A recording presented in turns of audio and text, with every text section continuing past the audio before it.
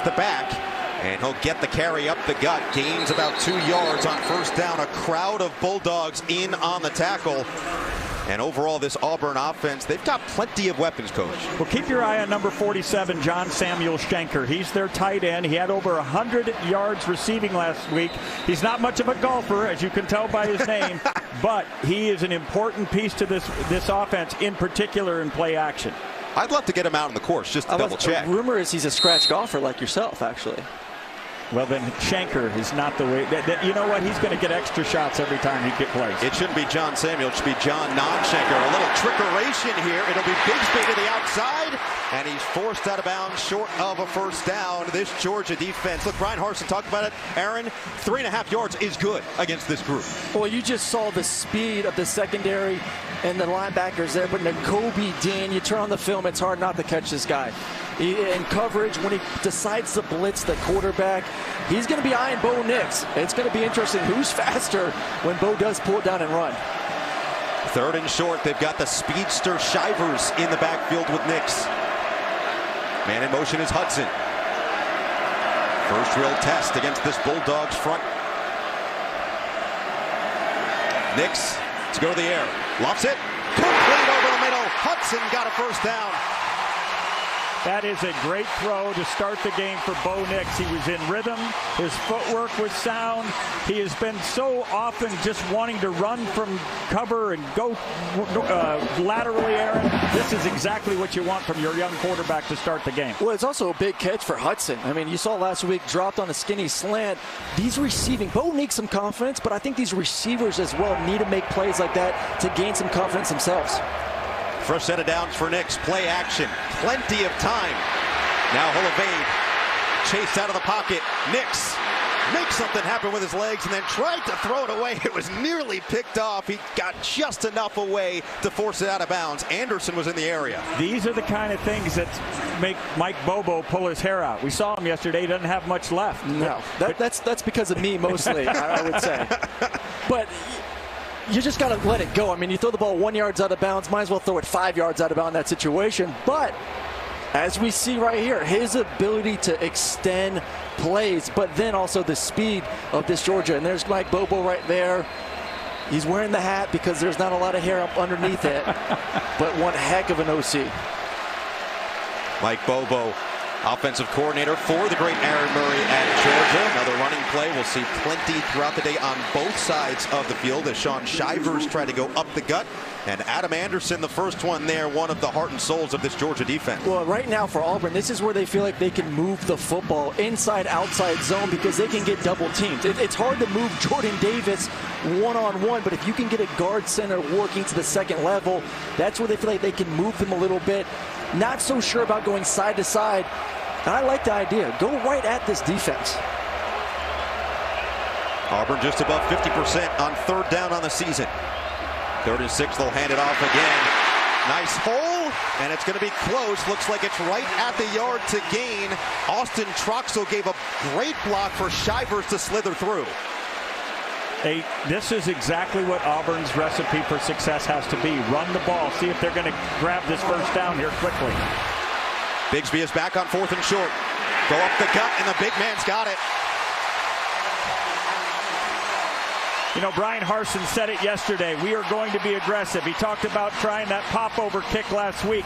We're going to practice these plays. It would be nonsensical not to run them when you get the opportunity. Sure, you're going against the #1 defense in the country, but you've got to show that you're on this field and you belong on this field. They're giving Shivers some early touches today. Usually it's Bigsby and the true freshman Jarquez Hunter, the two running back, that two-headed monster, so to speak. Demetrius Robertson, the Georgia transfer in motion. They try to swing it to him, and a little bit inaccurate there as it falls to the grass here at Jordan-Hare. Well, it's been a minute since Georgia's given up some points, but right there, beautiful read by Bo Nix. It's your RPO run pass option. He feels the slot pressure coming from the outside, throws it perfectly, and you see right now the clock is still ticking. It's been a minute since Georgia has given up a touchdown or any sort of points, but I'm loving right now Is that what you young kids call a minute? I was going to say many minutes, but yes. Many minutes. Nix rolling out. He's got his man. Perfectly delivered to the tight end, Luke Deal. Well, this is where Bobo wants to take advantage because Georgia likes to protect their corners on the outside a little bit too high. So what does that mean? Running backs and tight ends against linebackers. Up tempo. I don't think he got it, boys. Here we go, 4th down again. Something that Brian Harsin teams have practiced for years. Actually, Gus Malzahn teams did it also. When they get those short yardage situations, they go right to the line of scrimmage and try to get the beat on the defense. This time, Georgia very much aware and stopped them. You got the first 4th down. To me, this is obviously you go for it here, but this is huge confidence for this offensive line to say that, hey, you know, most likely we're going to run the football. It's just mano-a-mano, man-on-man. Can you get that half yard? Quarterback run possibility here. Georgia tends to shift a lot. There's that one pass action. Nix got it. This is when you use your quarterback's legs on these 3rd down, 4th down, and short. You don't want to get him hit too often, but those downs are critical, so you'll take the chance. Well, I love the pulling of one, a receiver and a tight end Shanker right there. Ours is zone read. He's going to read the defensive end. He crashes, he pulls it, and now all of a sudden you got a lead blocker. You got 2 lead blockers for Bo Nix in order to get that 1st down. By the way, guys, I know you both believe in the announcer's jinx, or at least I believe you do. I didn't mention Nix's streak, but he has broken the Auburn record, consecutive passes without an interception. He's above 251 now in a row. He'll go back to the air here. Nix feeling a little bit of pressure, fading away, and connects with Bigsby. Makes a man miss. Bigsby still on his feet and drives forward for a 1st down. Mike Bobo has to be so pleased with the rhythm of this drive. He had Bigsby earlier, but again, kind of that Sundance Kid mentality. Can I move? He moves, he throws accurately. Bigsby gets a 1st down. Oh, and also the blocking in Nakobe Dean. We highlighted him to start this football game. His ability to blitz and win one-on-one battles with guards and centers. They locked him up. Gave Bo Nix just enough time. Get it back to Bigsby, the sophomore. Strong. Big 2020 SEC freshman in the air, and that's going to be a flag. Nolan Smith just losing his discipline right there. No need to throw him to the ground. Whistle had blown.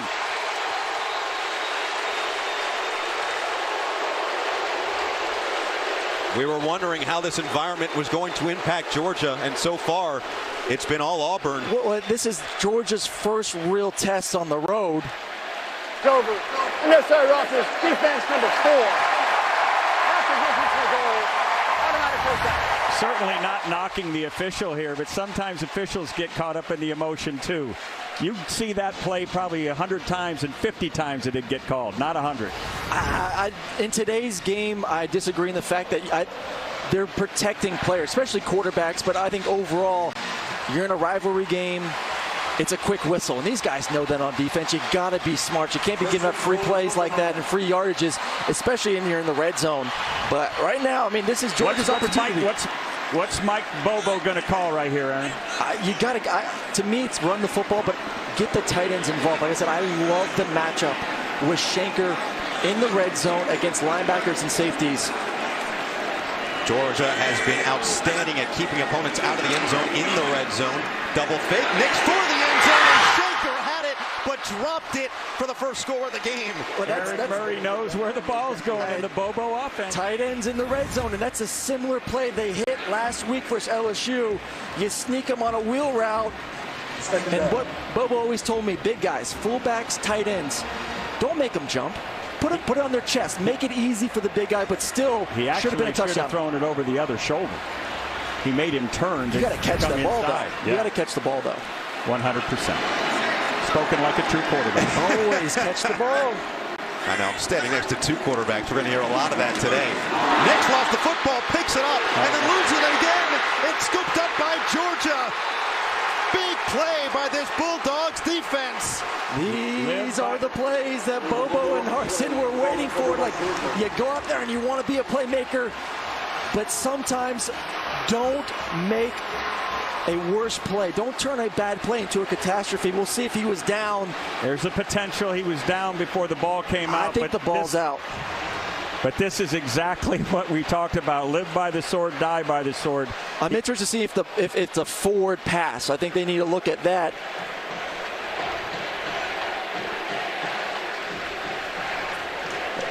You know, Ken Williamson, the referee, rules fumble on the play.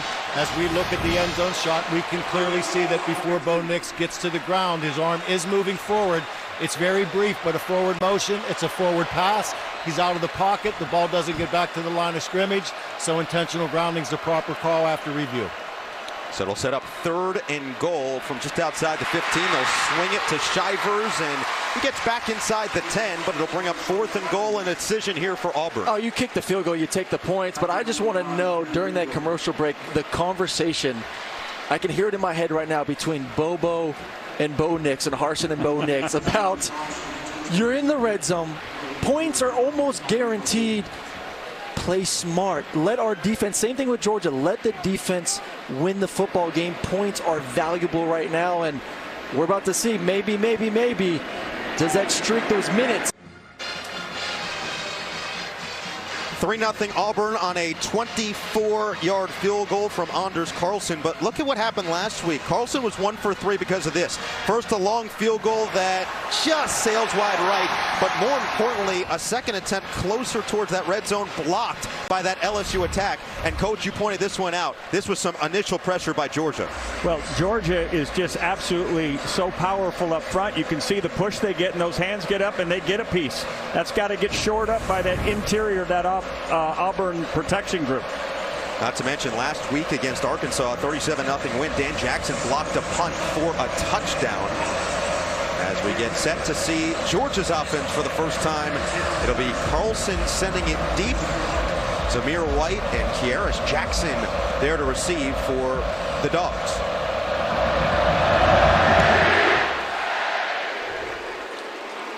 And this will sail into the end zone and start it from the 25.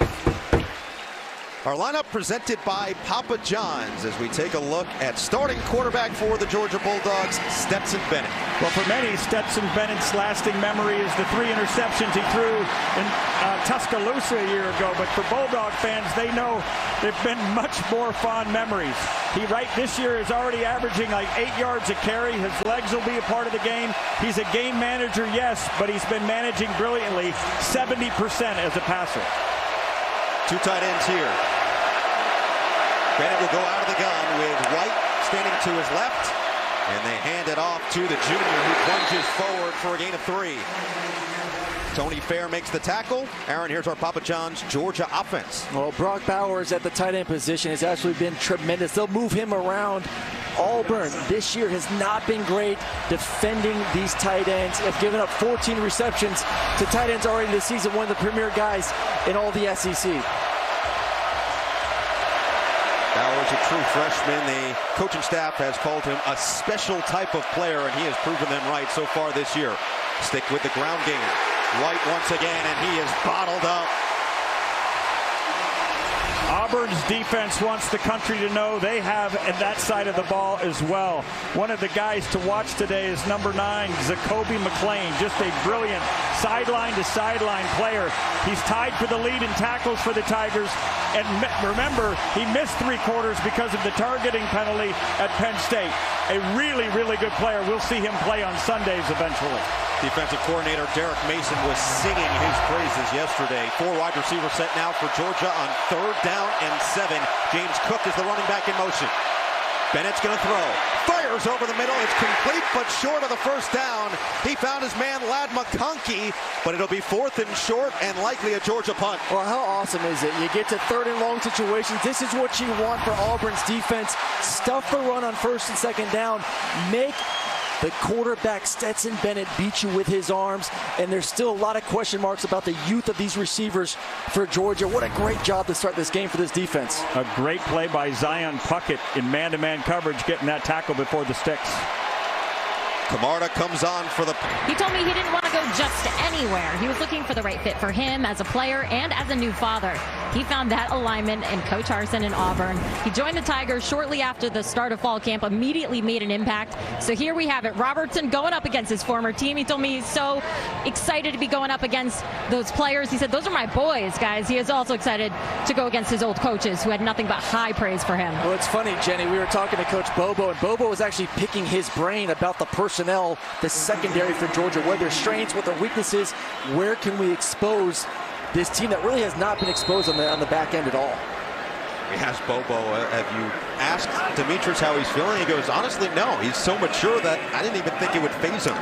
Hunter comes into the backfield and takes the initial handoff. He has stopped a couple yards shy of that line of scrimmage. There's Jalen Carter, who has been an absolute monster on that defensive front for Georgia.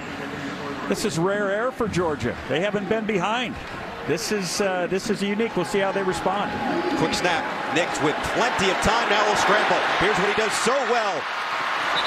Just shy of the first down as he's out of bounds and will set up third and short. Here comes another third and short. Do they go right to the line of scrimmage again? And right now you're seeing this defensive line not really wanting to get after Bo Nix. It's more of, can we contain them? I mean, this is a defense heading into the game, 18 sacks. But right now they've been preached all week long. Stay in your lane, stay disciplined. Don't let Bo Nix run around. So that's why you're seeing adequate time for him to get through his reads right now. Auburn sticking with experience, by the way, in the backfield. Sean Shivers, again, the senior who was very involved on that first drive. 17 plays to get the 3 points. 3rd and 2. Nix dropped again and intercepted. It was batted up and then taken away. Nakobe Dean comes over and gets great field position for the Dawgs. Sean Shivers is obviously in the game because they think he's the best receiver from the backfield. He's got to make this catch. The ball is on the money. It gets away from him.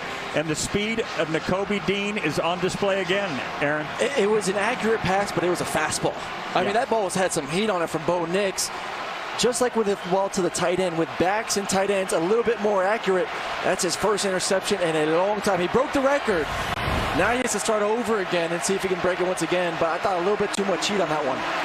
5th Auburn drop already in this game.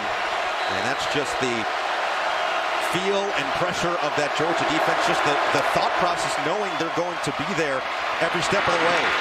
Bennett will run. We talked about Stetson Bennett's legs. Todd Monken knows he's got a little ace in the hole here when defenses gang up against these two really good running backs. Oh, you saw Auburn right there. They went to a single high, so they have enough guys in the box to stop the run, but that doesn't account for the quarterback. And I expect to see more and more of that in this ball game.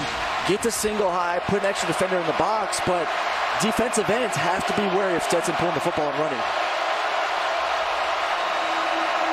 Cook stays in there as the running back. Bennett, play action, perfectly placed. First down yardage for A.D. Mitchell. And that's someone I want to see have a big game. I was watching practice the other day. He stood out to me. Tall, strong-looking receiver. He's playing the X right now, so if he gets one-on-one matchups, they're going to go at him. Quick tempo here. Hand it off Cook. Scampers forward for a couple.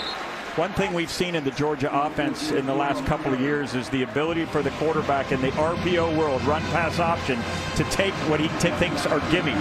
If they're going to play soft over there to that single receiver into the boundary, he has the green light to go ahead and make the throw. Now, right now, they're bringing in the big boys on this play. This is what you want in the red zone right now.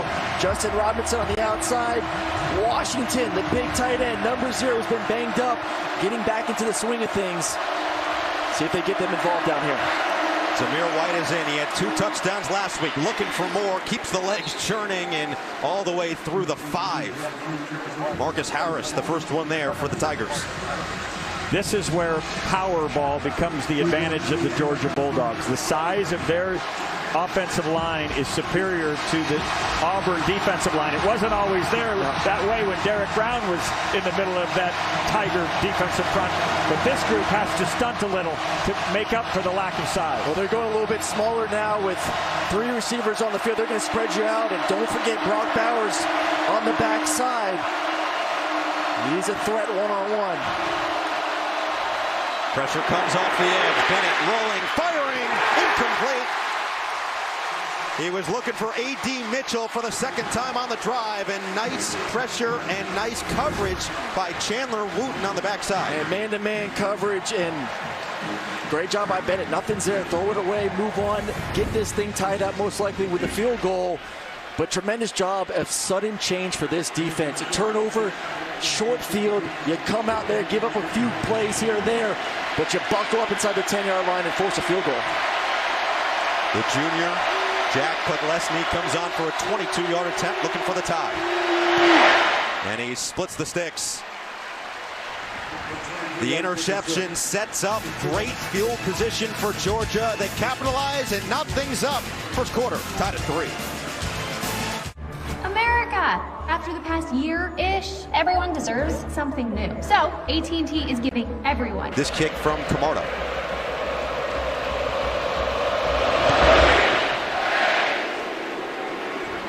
And once again, we've got another touchback. I was so excited to hear Adam's voice, and we finally get to hear it. So, Adam, take it away.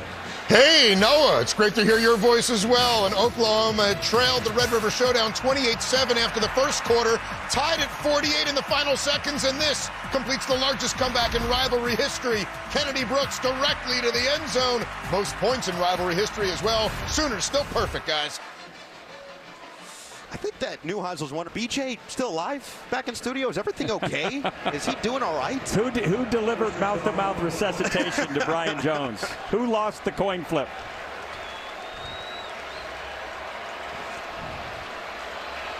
Nix orchestrated a great opening drive, goes empty set to start from the 25. Run it up the middle. Nix dives forward.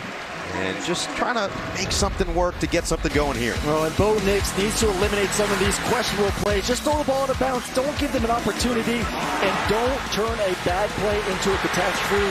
Fortunate on that one. And then a little bit of a fast forward to his running back out of the backfield. A little bit of touch. Lead him. You're going to be able to get the first down. He comes off oftentimes as frantic. He just needs to calm down. We'll hand it off for Bigsby. I agree with you on that one, Coach. It's his feet. Wait a minute, sometimes let me write too that fast. down. Yeah, I know, it's rare. It's rare. His feet, the coaching staff said his feet and the way he plays the game, his tempo is faster than the routes the receivers are running. Exactly. You got to slow it. I love what you said. Do some drops and socks. I actually said take his cleats away. Yep. See if you can slow him down. If he gets his internal alarm clock in line with everybody else, he's a fantastic athlete at quarterback. Rick Neuheisel, also Mr. Miyagi up here on the booth. Nix rolling on third down. Evades the first. Here's what he does so well, and this time he will throw it away. Trying to pull another rabbit out of a hat. Trayvon Walker got to him, and Nix a little bit slow to get up. Will head back toward his sideline. That's a great job and call by Georgia. They went cover 2. Usually in these fourth down or third down in medium situations, you see a little bit more single high. We were able to get the flat and a 10-yard out over top. Nothing there, and this is the plays he made last week versus LSU. That this is a different defense. Yeah, and this completely is different. This is Mike Bobo trying to accommodate him by giving him full roll. I mean, it was a designed roll. The problem is you don't get to use the full width of the field. Oscar Chapman lets it loose. Kearis Jackson will field it and take it back. Couple missed tackles, and Jackson has space. Here it goes down the sideline. And Jackson across the 40-yard line and out of bounds. What a return. Did his knee go down in the back? And that's what they just saw here at Jordan Hare. Look right here. Definitely down, yeah. Smoke Monday with that face mask as well. So we'll see where they spot the football when it's all said and done. You know, officials sometimes get a bad rap. This time they get a good rap because you're supposed to let that play conclude and come back and let the camera decide if the knee touched. So that was great officiating by these SEC officials. They even heard that a lot this year. I know. That's why I decided they needed a little attaboy. Yeah. Gene Sterrico will be happy with me.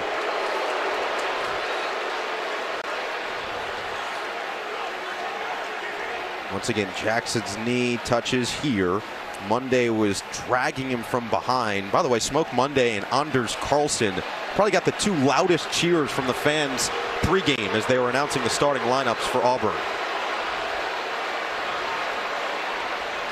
126th meeting, Deep South's oldest rivalry, as Georgia looks to stay perfect. And we await the official word. During the kick play, illegal formation on the offense. The penalty will enforce 5 yards into the run. First down. Now they have to go look at the replay and see the knee down. Yeah, they need to go back and see this, which I'm sure they will. It was pretty evident the knee was down.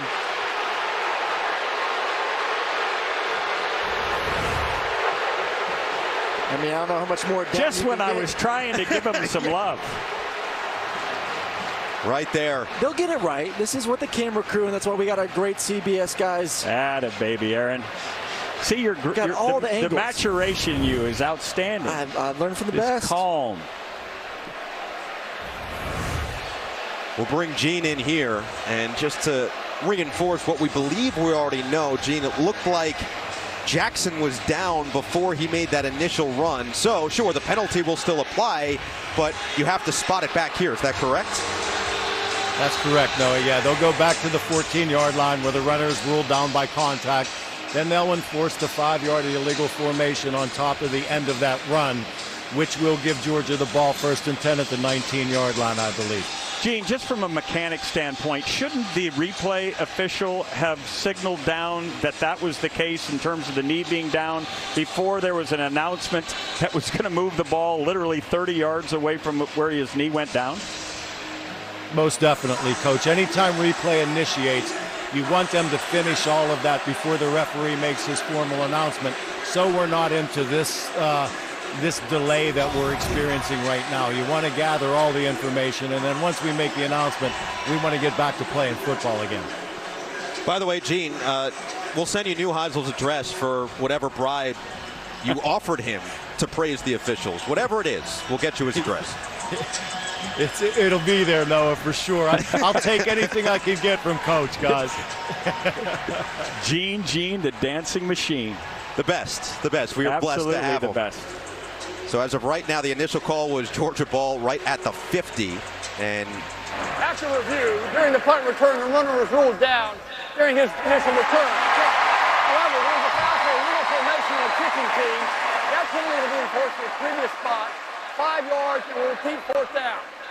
Yeah, that's a smart play by Georgia. They're going to have to re-kick it. Yep. Yeah, they had the option to tack on the 5 yards, obviously with a great return, or make them re-kick it since it would be back inside their own 20-yard line. And see if Jackson can get a little bit flexible and just keep that knee up this time on the second go. That was a lot of emotion spent for 5 yards. Yeah, but SEC fans that can handle it. That was a lot of emotion spent for 5 yards.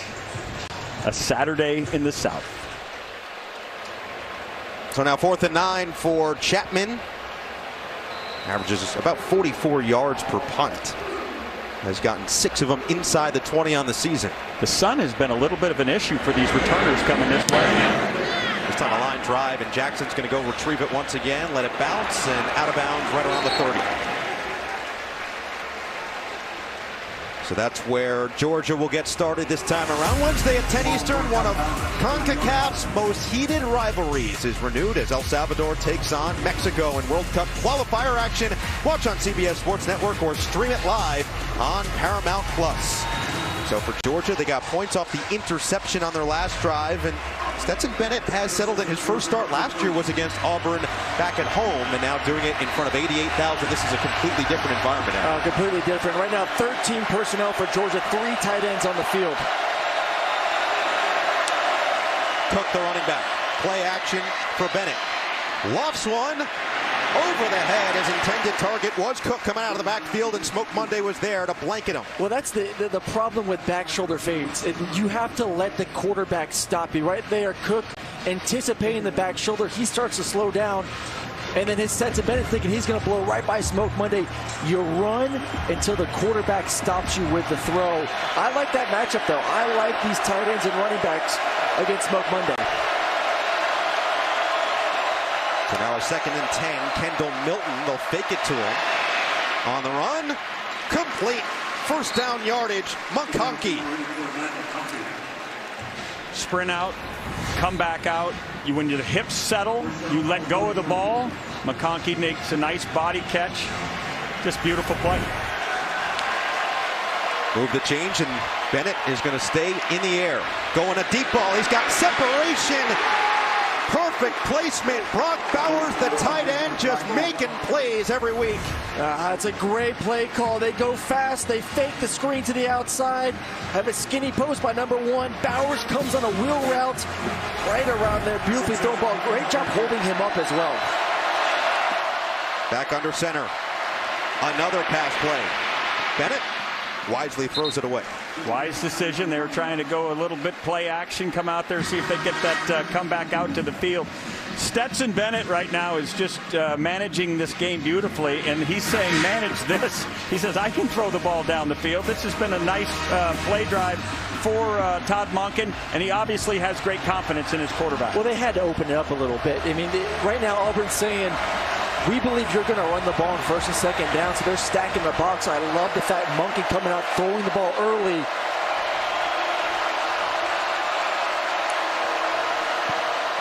Fake it to White. Lofted on the sideline. Oh, what a grab! Did he haul it in? No, he dropped it. Darnell Washington, but a flag. I mean, the big boy going up and just using those big paws, almost making one heck of a catch. But you give a kid that's 6'7" that opportunity. At the end of the day, it's going to be a catch, or as you see right now, it's going to be a PI. Pass interference. Defense number 23. I don't know what the defender is supposed to do against that big body. And he throws an automatic first down. By rule, both are entitled to get to the ball. I don't know what to do. So McCreary is 6 foot 190. Washington is 6'7", 265, and as athletic as anybody on this team.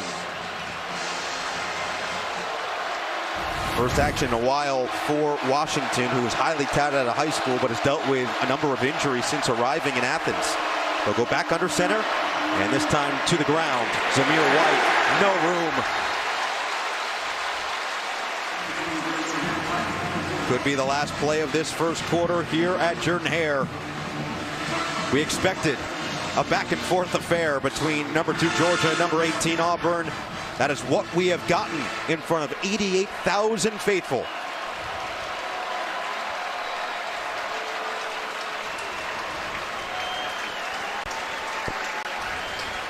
Auburn got the scoring started. A long 17-play drive ended in a field goal from Carlson. Georgia got an interception and a field goal themselves. And this SEC heavyweight bout is all knotted up at 3 at the end of 1 on CBS. Give it to the fullback, the running back lined up as fullback and go right downhill to be able to get the score for the Bulldogs. The hidden fullback. Hidden. The hidden fullback. Brings Podlesny on for the extra point. Already hit from 22 earlier today after that interception set it up. Kobe Dean.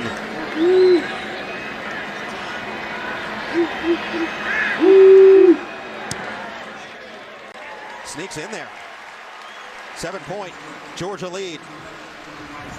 That's a great job. A little bit through the air with Stetson Bennett. Then Zeus finish it off. Bulldogs up 10-3. And that is certainly a hit for the Bulldogs, but Aaron, we were talking about it before the game. This is a defensive unit that's basically too deep at every position. Besides maybe the secondary, a little bit front 7, I would say yes. A little bit thin at the safety spot. We're seeing Dan Jackson come in right now, the one who blocked the punt last week. Nick's out of the shotgun. Swing it. Bixby. Collision and just moves on forward for 7. And I think this is a way to get Tank involved in this football game. Has been somewhat non-existent in the run game the past 2 weeks. Had a big game catching the ball last year versus the Dogs. Get him in space against these linebackers. Get it right back to him, puts the head down, and will fall forward for right about a first down. First drive for Auburn, 17 plays, and since then, Nix has just been trying to find that rhythm. Well, we said it was the first time Georgia had been behind. They have answered the call, scoring the next 10 points. An important drive right here for Bo Nix and this Auburn offense. Haven't heard Schenker a whole lot. Had a couple opportunities on that first drive. He'll stay on the ground with Bixby, and he dances around and then runs into a wall of Bulldogs. Well, this is the issue when you want to run outside zone against the Bulldogs, the speed, the size. If you're going to want to run on them, I still believe it's got to be downhill inside zone. You see Nolan Smith being able to really lock up the outside. They're just too fast. You got to hit him right in the mouth. Defensive coaches call it setting an edge, and Nolan Smith did it beautifully there. Jarquez Hunter has been relatively quiet so far. Let's see if they can get him involved. They sent him in motion. Now they will swing it out to Hunter, the freshman. Makes one-man miss, cuts upfield, and gains a couple of yards back. Gets maybe 3 on the play. Nakobe Dean comes in to stop the freshman. No, this is where I want to see someone step up for Auburn at the receiving position. Kobe Hudson, number 5, guy that they like to work over the middle of the field against a too-high safety. He should be able to make some plays. 3rd down and 8. Nix under pressure, escapes. Nix short of the first down. Decision down right here. Here's your 4th and 1. Don't Lane Kiffin it. You're in your own territory right now. I think you got to punt it. Your defense has played fine to start this game. The last thing you want to do is give them a quick field position change, and I agree with this one. Punt the ball away. They defer to your wisdom, Aaron. They defer. That's why you watch other games. You learn from other coaches. You learn from their mistakes. Put the popcorn away for a little bit. Punt the football. Kearis Jackson thought he had a big return last time. This is a fake? I wouldn't be surprised if this was a fake. It is not. Chapman will send it deep. Harris called for the fair catch and makes it at the 22. 3 minutes into the second quarter, Georgia up a touchdown, looking for more when we come back to make the stop. So, look, guys, Smoke Monday, one of the on-field energetic leaders of this Auburn defense, and already without one of their captains in Owen Pappo, who is pretty much the heart and soul along with Chandler Wooten. So who else has to step up for Auburn defensively here as an emotional leader and certainly making plays on the field? Oh, this front 7 has to, especially Chandler Wooten, has to continue to make plays to slow down this running game, pretty much eliminated through the first half. Bennett back to the air. A nice one. Look out for the big target, Darnell Washington, who is really difficult to bring down. Gets all the way to midfield on the catch and run. This is a Battlestar Galactica athlete. I mean, he is enormous, and he's a graceful athlete. He was lost for the early portion of the season because of foot surgery, broke a foot, so he's playing himself back into shape. But you can imagine how Todd Monken loves having him back. Loves it, but I think that was the first example of what losing Smoke Monday meant. You saw right there, Kaufman was covering him one-on-one. That would have been Smoke Monday's guy in that situation. Gain of 25. Play action and plenty of time. Bennett airs it out. Plenty of separation as well, and it's complete. Ladd McConkey down the field, sets up 1st and goal. Little stutter and goal on the outside, and should have been a touchdown. Sets him. This is the knock on him. Can he throw the ball down the field as far as JT? No, but listen, he gave this guy an opportunity. Big play, but beautiful route by McConkey. Gain of 46 after a gain of 25. They hand it off White, who already has 1 touchdown. Keeps the legs churning for a couple here. It's a beautiful job. Look at this. We've seen these double moves. We saw him hit that pass earlier in the game. It was set up. They have it exactly the same way. They take full advantage. And great job using his eyes. So many times receivers just want to stutter. Don't do enough at the top of the route to sell it. Beautiful job bringing the eyes back to the sideline. DB jumps. Easy big play, explosive play for this offense. In the red zone, Auburn's defense has been very solid. 3 tight ends, though, here for Georgia. Big play earlier on the drive, went to Washington. Bennett keeps. Bennett stopped short. Kaufman comes in, and Knighton was there as well. Looked like some confusion on this play. Didn't look like this was the way they practiced it. And when you're caught with the ball, you're not supposed to have it. Get it north and south and try to save the day. Well, we've seen Bowers with a couple reverses and a touchdown on a reverse. I think the goal was to run the ball there to the left with James Cook and then fake the reverse to Bowers. Cook went right, quarterback went left, and, you know, at that situation, Simpson did the right thing. Get down.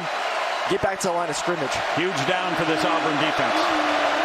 A.D. Mitchell on the outside. Milton, the running back. They will throw it. Fires. Hold in. A.D. Mitchell. Touchdown. Georgia.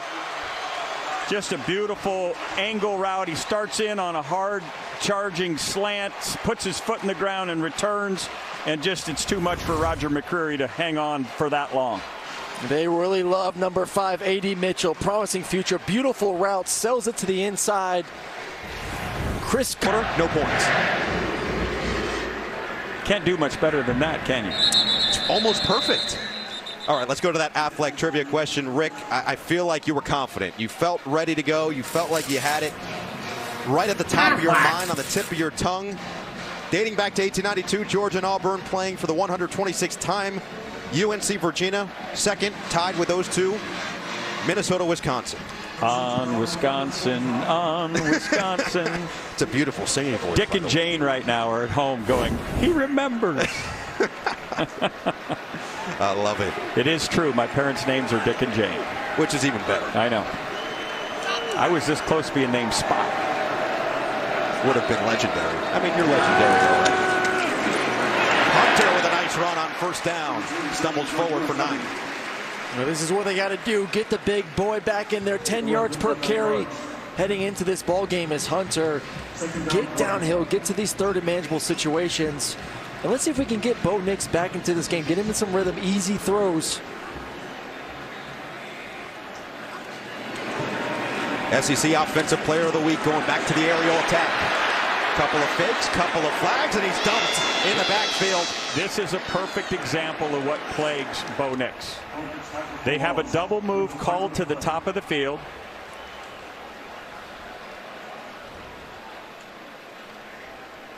Wait for the officials' comments here. But they had a double move to the top of the field, and he was off of it before it materialized, and it would have been a touchdown. Now we'll wait and see what the flag is. Well, it looks like holding on the inside. You saw big Jordan Davis running through that offensive line. But the reason he got off it, his feet were too fast. Holding, offense number 52. That penalty is declined.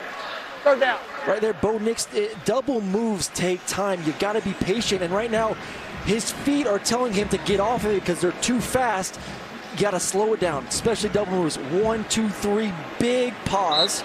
Hitch, pump, second hitch, and let it rip. He's just getting through the reads too fast. Loss of 9, sack from Zion Logue will bring up third down and 10.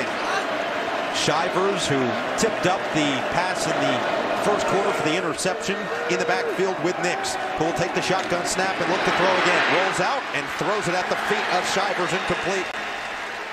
Trayvon Walker there to apply some pressure. That's a great job by Walker on the inside, actually playing the 3 technique. You get a little nose tackle and tackle twist on the inside. Able to flush Bo Nix, but listen, at 3rd and 10, not a lot of confidence in these receivers right now. You can't get into that situation. John Samuel Shanker was open, but he was short of the first down, and that may have been why Bo chose not to throw it to him. Third punt of the day for Oscar Chapman, Australian. Quarterbacks have to have what we call an internal alarm clock. If it's not on time, you can't be good. Auburn led this game 3-0. Georgia has scored 17 unanswered, and in this quarter alone, Georgia now with 89 yards. Auburn for the game, 92 total yards of offense. That's a rare unforced error by Stetson Bennett. He has been outstanding thus far today.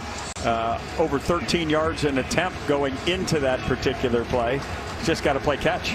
That's for right now for this Auburn defense. I think this is a huge possession to get off the field. See if you can get a third down. Get your offense in good field position.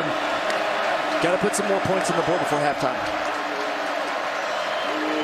Bennett hands it off. Cook, not a lot of room there. An interesting down right here for Derek Mason, the defensive coordinator for Auburn. Is he going? We got an injured player here. Jamari Salyer, who was one of the leaders. Their left tackle, yeah. When we talked to Todd Monken, he said that was one of the guys that has the loudest voice in that locker room. We'll get an update on Salyer when we come back. So I just left the house to go pick up my kids, and 10 minutes later I got a motion alert from Ring. My alarm was going off. I opened up my app and there's this guy running out the front door. I didn't know who he was. Before I could do anything, I got a call from Ring. This is Jordan with Ring Alarm Monitoring. I'll send the police right over. When it mattered, Ring Alarm gave me the protection I was looking for. My name's Nadine, and Ring helped save my house from a break-in. Protect your home anytime, from anywhere with Ring Alarm. Learn more at ring.com. Rib-shaped sandwich. Arby's real country-style rib sandwich. Hilarious. Glorious. What? What? Restructured pork patty shaped like a miniature rack of ribs. Real country-style ribs. On an Arby's sandwich. Arby's, we have the meats. This is an international incident. It's just going to get worse. Newsflash, Admiral. We're already in it. The NCISLA season premiere, Sunday on CBS. Good news is that senior Jamari Salyer walked off on his own power. Here was the injury. A lot of big bodies there, but it does look like Broderick Jones will be replacing him at the left tackle position. The head coach's nightmare every time bodies go down. Yep. Just want everybody to get back up. And we're seeing right now, they did a lot of drop 8 versus LSU in these situations last week. 3rd and 8. Quick throw to the outside, and Jackson is stopped immediately there. That Auburn secondary was all in the area to make sure Jackson couldn't get any yards after the catch. And that's a great job by Simpson, making sure he doesn't get blocked to the inside. Keep your leverage. Poor blocking on the outside by Georgia.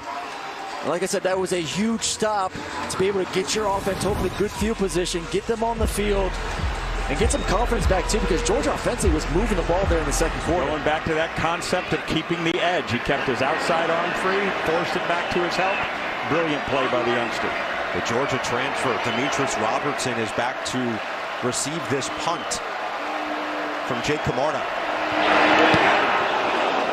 Nearly blocked. It's a high and short punt that will go out of bounds across the 35-yard line. So some great field position for Auburn to start this drive. Keep our eye on the SEC here. 3 undefeated teams remaining after Kentucky beat Florida last week. They are one of those 3 with Georgia and Alabama, the top 2 teams in the country this season. Ole Miss gets past Arkansas 52-51. A failed 2-point conversion by Arkansas. No time remaining would give that game. The get off the mat bowl was everything everybody wanted to see. That's an offensive explosion, 52-51, and give Sam Pittman some credit for trying to win the game in regulation. Second of our doubleheader, Alabama, Texas A&M, right here on CBS. We'll see if Bryce Young and company can keep the momentum rolling for the Tide. Handoff on first down. Jarquez Hunter runs into a wall. Quay Walker was the first one there for the Bulldogs defense. And I think right now, too, we need to find a way to get Shanker involved in this game. He had an opportunity early on, missed an end zone little touchdown on a wheel route, but he's been non-existent, and they were going to love his matchup against these linebackers and safeties in this ball game. He's number 3 right now in the formation, lined up against a linebacker. Send Shanker in motion to the outside. 2nd and 8 for Nix. And it's Hunter again.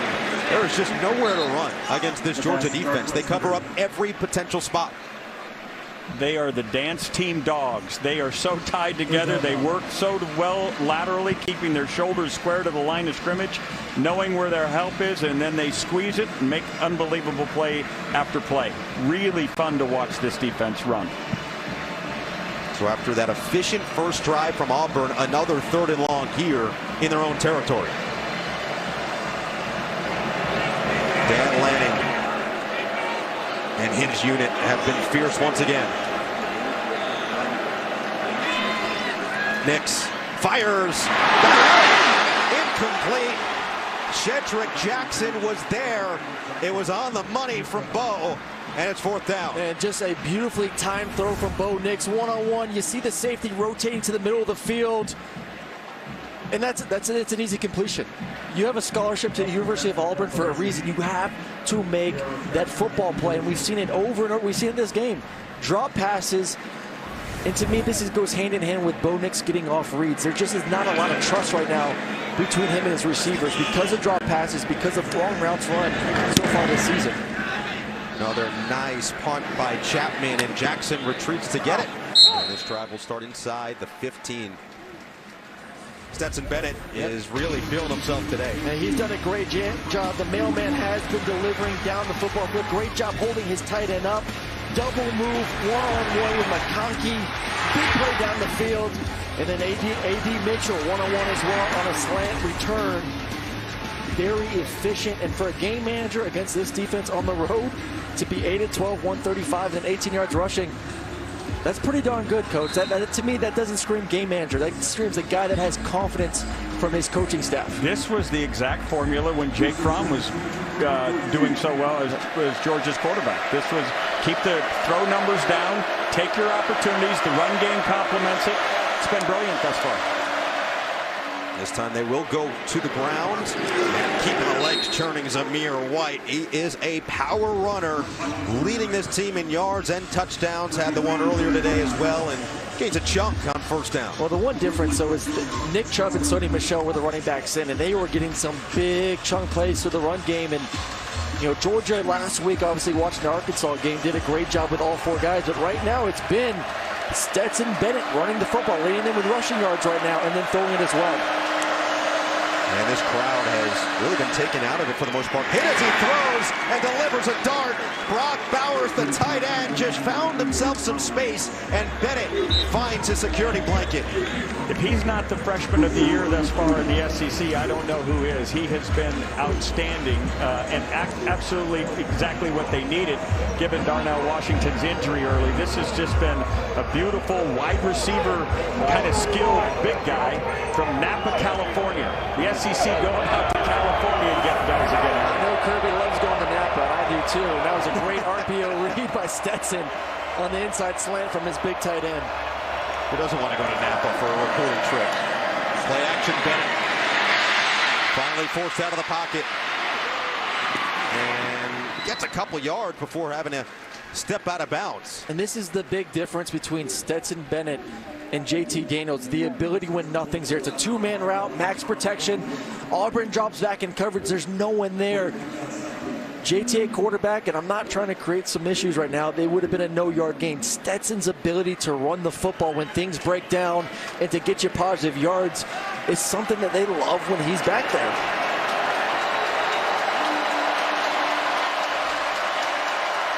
Let's see if the crowd can get back involved as they were in that first drive. Milton. Nice tackle coming over.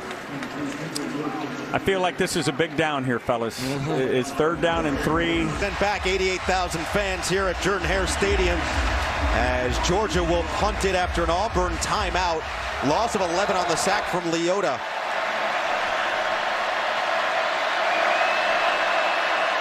Monster play by the Auburn defense. Robertson is back deep, and we've got movement first.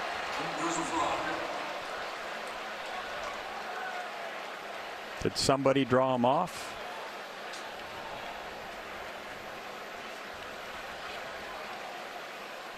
False start on the offense of the 17. 5-yard penalty.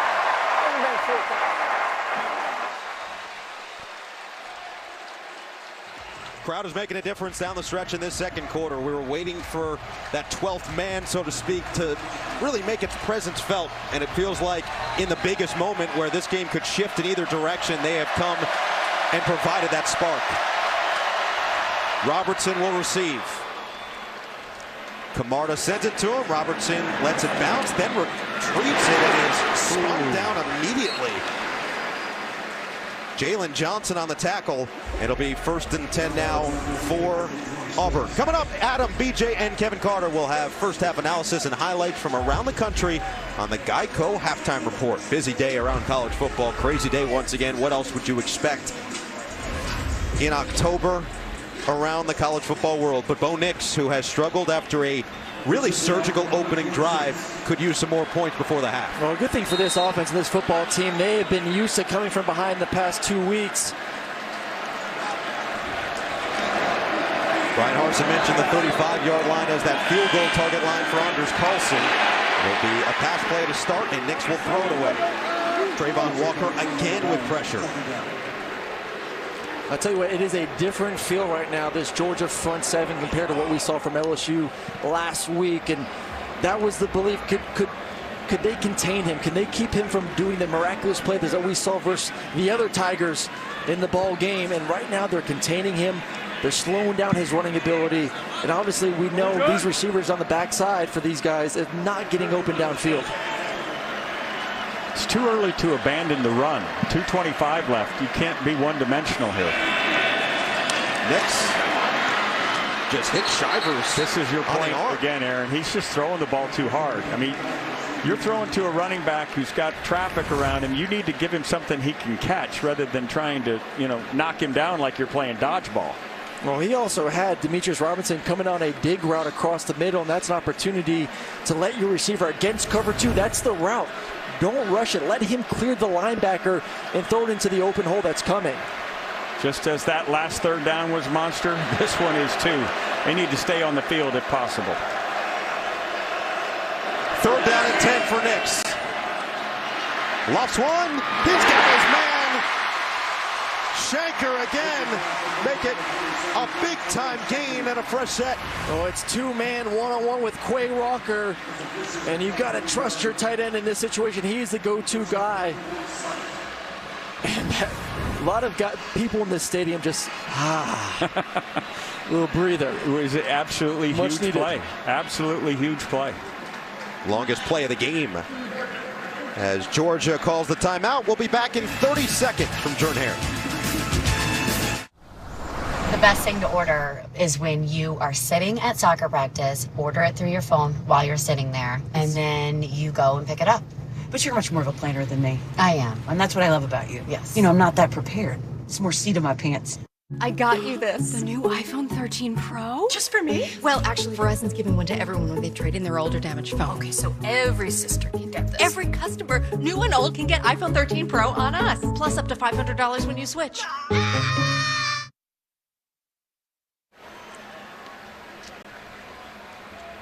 21-yard pitch and catch from Nix to Shanker. Longest play of the game for Auburn on the offensive end. Previous was 12. And we'll see if they can use some momentum here. Up until that play, they were averaging 6 yards a catch. So 1st and 10, knocking on the doorstep of Bulldog territory. Nix feeling it. And a dart. This time it's Hudson. And that's a beautifully thrown ball on time, in rhythm to Hudson.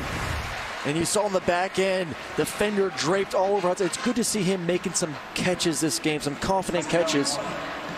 Again, I remind Auburn, too late to abandon the run game. Nix in rhythm. Hudson again. Got some rhythm to his game right now, Aaron. Well, they're quick his throws. Feet are set. He's putting it on the money. Well, these past 2 throws were no hitches. It was 1, 2, 3. Let the ball go. There's no indecision then of 1 hitch, 2 hitch, and then let me get out of the pocket. This time I'll hand it off. There is that run game, but Shivers dumped immediately. Adam Anderson, who is Mr. Do-It-All, a likely first-rounder on the stop. Plenty of time. Minute 37, counting down. I do want a touchdown, though. When you look at the way this game's going right now, Auburn has 2 timeouts. Get this a 1-score game. Nix. Loss. Incomplete. He was looking for Robertson over the top, and Ringo was there and didn't give him any space. Well, these DBs for Georgia are stepping up right now on the outside. This was an area of concern. They've done a lot of too high safeties to start the season, really protecting the outside, in which they should be able to. With that front 7, you are allotted the ability to play some more too high. You and I both agree, if you're going to beat the number 2 team in the country, you got to make that catch. Of course, you have to. You get your hands on the ball, you have to make the catch. 4 wide receivers set for Nix on 3rd and 9. Has to get away from the pressure. He does. Nix moving. Oh, he's found a man wide open. Demetrius Robertson. What a play. He's going Manziel again. He's going Manziel. This is Houdini act right here, getting away from this pressure. We're making 2 guys run into each other. And this is the moment versus LSU when the table started to turn. He made some incredible play with a touchdown. And then now, once again, making another play, making guys miss, extending it. Nix looking into nearly intercepted. Ringo is right there. He put it into his chest. As soon as we say what a wonderful play, then he comes back and inexplicably throws it in a place where you just cannot throw it. And you see Demetrius Robinson pointing in the air. Give me a one-on-one opportunity. Throw it up. And let me go try to moss this dude on the outside. No need for Brian Harsin to be in a hurry here. Minute 4, you do not want to give the ball back to Georgia with time for them to come down and score. You've got 2 timeouts. The running game and the quarterback run game got to be featured here. Jarquez Hunter is in. Nix on 2nd and goal. Fakes the handoff. Shuffles around. Nix still on his feet. Has to get rid of it. Out of bounds. That was a design run play. That was a zone read. Receivers were blocking it, and just a bad read by Bo Nix. The defensive end did not bite, and he was just feeling himself. There's just moments where you're like, you predetermine in your head, I'm going to pull this football. For those of you on some sort of weight loss program, you can go on the Bo Nix workout plan and just run the many steps as he runs in any football game, and you will kill, I don't know how many calories, but you'll like the way you look. I'd love to see his Fitbit tracker. What's that looking like after a game? It's like the whoop. I want to see the heart rate, too. Sure. What they do with the PGA now. The heart rate of the Auburn fans when he does it has got to be off the charts as well. Timeout called by Auburn as they look to put the first points on the board in the 2nd quarter against this Georgia defense. Back in 30 seconds. Got DirecTV Stream. Now we can watch live TV and on demand. Serena, scary movie. Serena, scary movie. Serena Williams, ready to serve. Quiet, please. Triple match points, Serena Williams. This is her moment. Quiet, please. Quiet, please.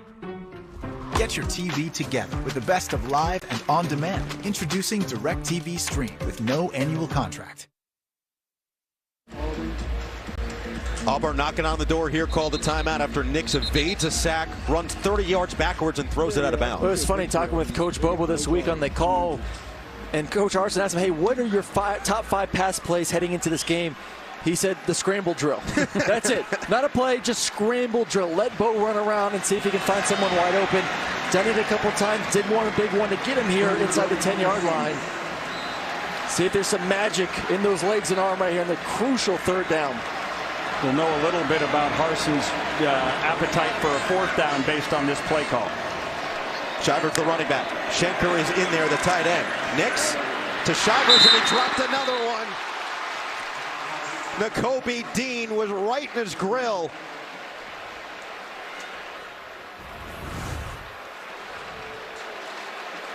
And this has to be caught. It's still a little bit of a heater, but got to catch the football, see if he can make Nakobe miss in the open field and get this to a 4th. And let's see if we want to go for it situation. But at the end of the day, you still get some points.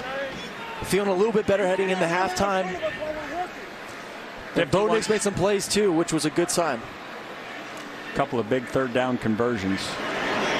Carlson hit from 24 on the first drive. Will look to do so again here. Oh, movement up front, and now this could lend itself to a different decision. Decision time. I think you go for it at this situation. 4th and 2. You're playing the number 2 team, and it looks as if they're all gathering, and they're going to head back out there for some more work. Well, there's a reason why you went on the hard count there. Offside. Defense unabated to the kicker, number 11. Pass position to the goal. Nice work out. Harsin knew heading into that if they jump, I'm going on a hard count. I want to see if I can steal 5 and then go for it from there. Now remember, it's only half the distance to the goal. So it goes from the 7 to the 3.5. It's not all the way down to the 2. So this is really a decision for Brian as he makes up his mind here. 76% winning. I like it. Associated Press. Winning percentage. Arkansas State and Boise. Now he's in the SEC. Where do you go here? I mean, Schenker has to be your guy right now. Quarterback is going to be featured. He's going to have a run-pass option.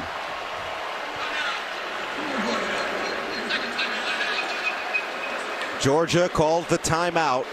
51 seconds left. It's a crucial 4th and goal as this first half is winding down, and Georgia has not allowed a single point in the second or third quarter all season long. It's also been a long time since they've allowed a touchdown, and Auburn will look to put an end to that streak here in a crucial moment because Georgia's going to get that second half kick. This was the last time they gave up a touchdown, and this was in quote-unquote garbage time in the fourth quarter. It's been, according to Coach Neuheisel, a minute or several. It's been a minute or several since Georgia's given up a touchdown. 160 versus South Carolina. I mean, that to me, it's just, this is a, I know you want to say, oh, they haven't played an elite offense yet, yada, yada, yada. This is, you watch the tape, this is one of the best, if not best, defenses in the country. And right now, Bo Nix has an opportunity to put his foot on them and make this a 17-10 score right now. Big bodies in the game. Tank Bigsby. Couple of tight ends, including Schenker and Tyler Fromm.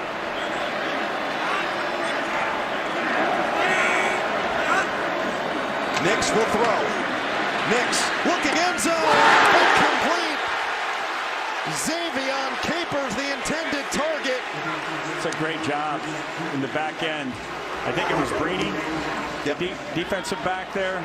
That's just a great job. I want to see this. To me, there's a little bit of grabbing on the back. It's tough on the back end line. Lots of holding. I think they missed one. Georgia got away with a penalty. It's bang, bang, but I think he was a little early, and there was some grabbing before he got to the top of the route as well. But that minute extends for the Georgia Bulldogs. You create that bunch formation so that you can create picks. And obviously, to fight through the pick, Breedy grabbed a little cloth, but no harm, no foul, say the officials. And Georgia, you were just on the side of the officials today. I love it. It's a hard tough job. Yeah. It is a hard job. There's only like 20 of them out there. Bennett will have to take one more knee to get this to the Actually, half. there are more like 86,000 of them out there who saw it cut completely different. And then they're voicing it at the moment right now as well as they continue to show the replay here in the stadium.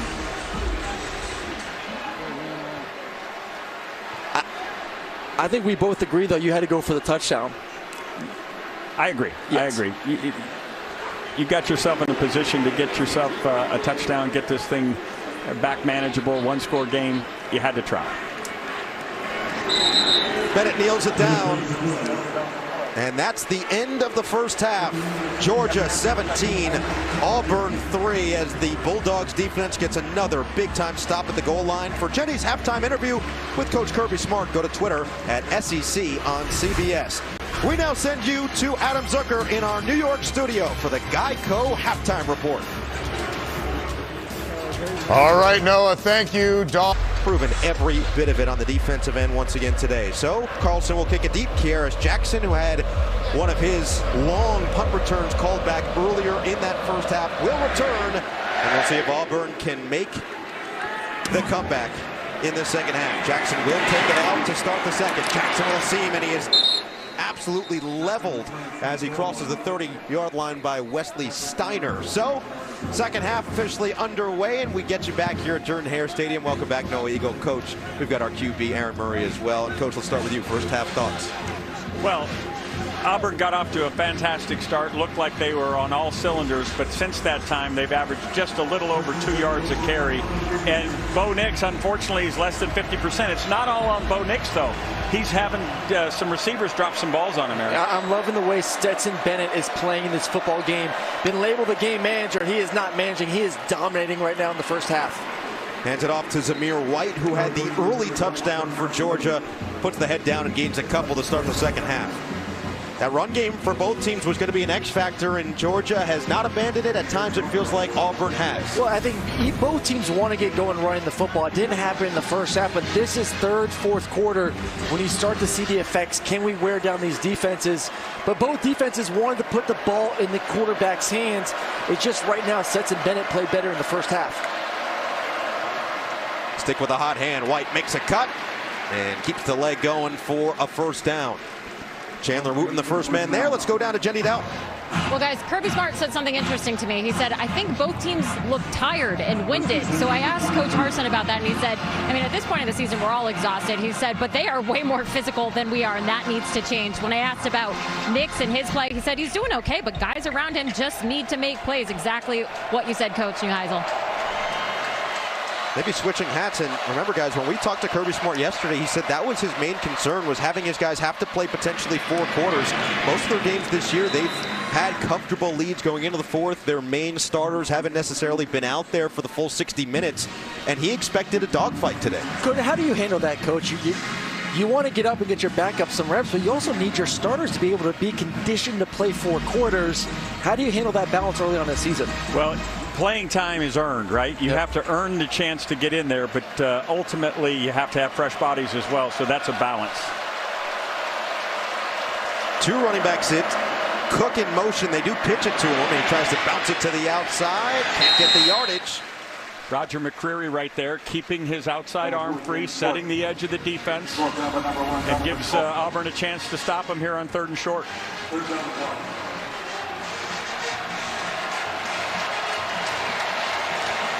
You know, in talking to Todd Monken, we thought we'd see a little bit more of James White used in some different ways. So far, he's kind of been a decoy. James Cook, I should say.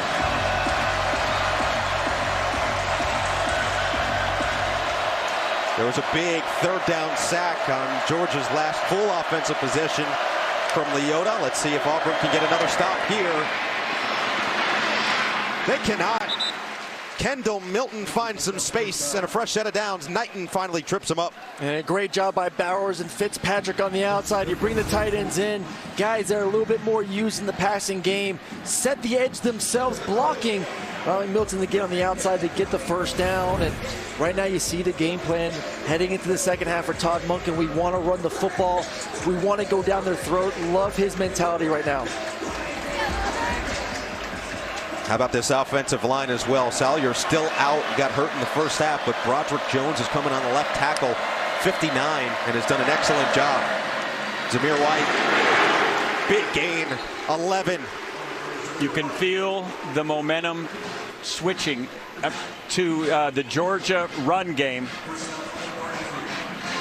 Todd Monken knows he's got him on the ropes right now. Look for him to continue to try to be physical. Come right at him. This can be a will-breaking drive. Well, this is what they did versus Arkansas last week. They broke their will in the second half.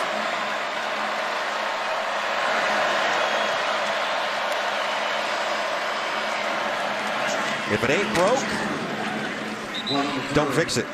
That's just, I mean, churning. I mean, look at the leg drive of everybody up front. It's just outstanding, just pushing the pile. And those yards are starting to lean on this Auburn front. Well, they have healthy, fresh backs. I mean, that's the key of the game. One of the keys for success for Georgia's offense was continuing to move these guys in and out. We saw Zeus. We saw James Cook in a variety of ways. Kendall Milton getting the big 1st down a few plays ago. These guys get limited reps, so when they get in there, they take advantage of every opportunity. 4 receiver set just to put it right back into the gut of the back. It's James Cook. Marquise Burks. A big down here for Derek Mason, the defensive coordinator for Auburn. Does he roll the dice? Does he create some pressure here, trying to get this drive stopped? Hold them to a field goal attempt here. Yeah, we haven't seen much going to that, Coach. We haven't seen much pressure on Stetson in this ball game. Offensive line's done a good job.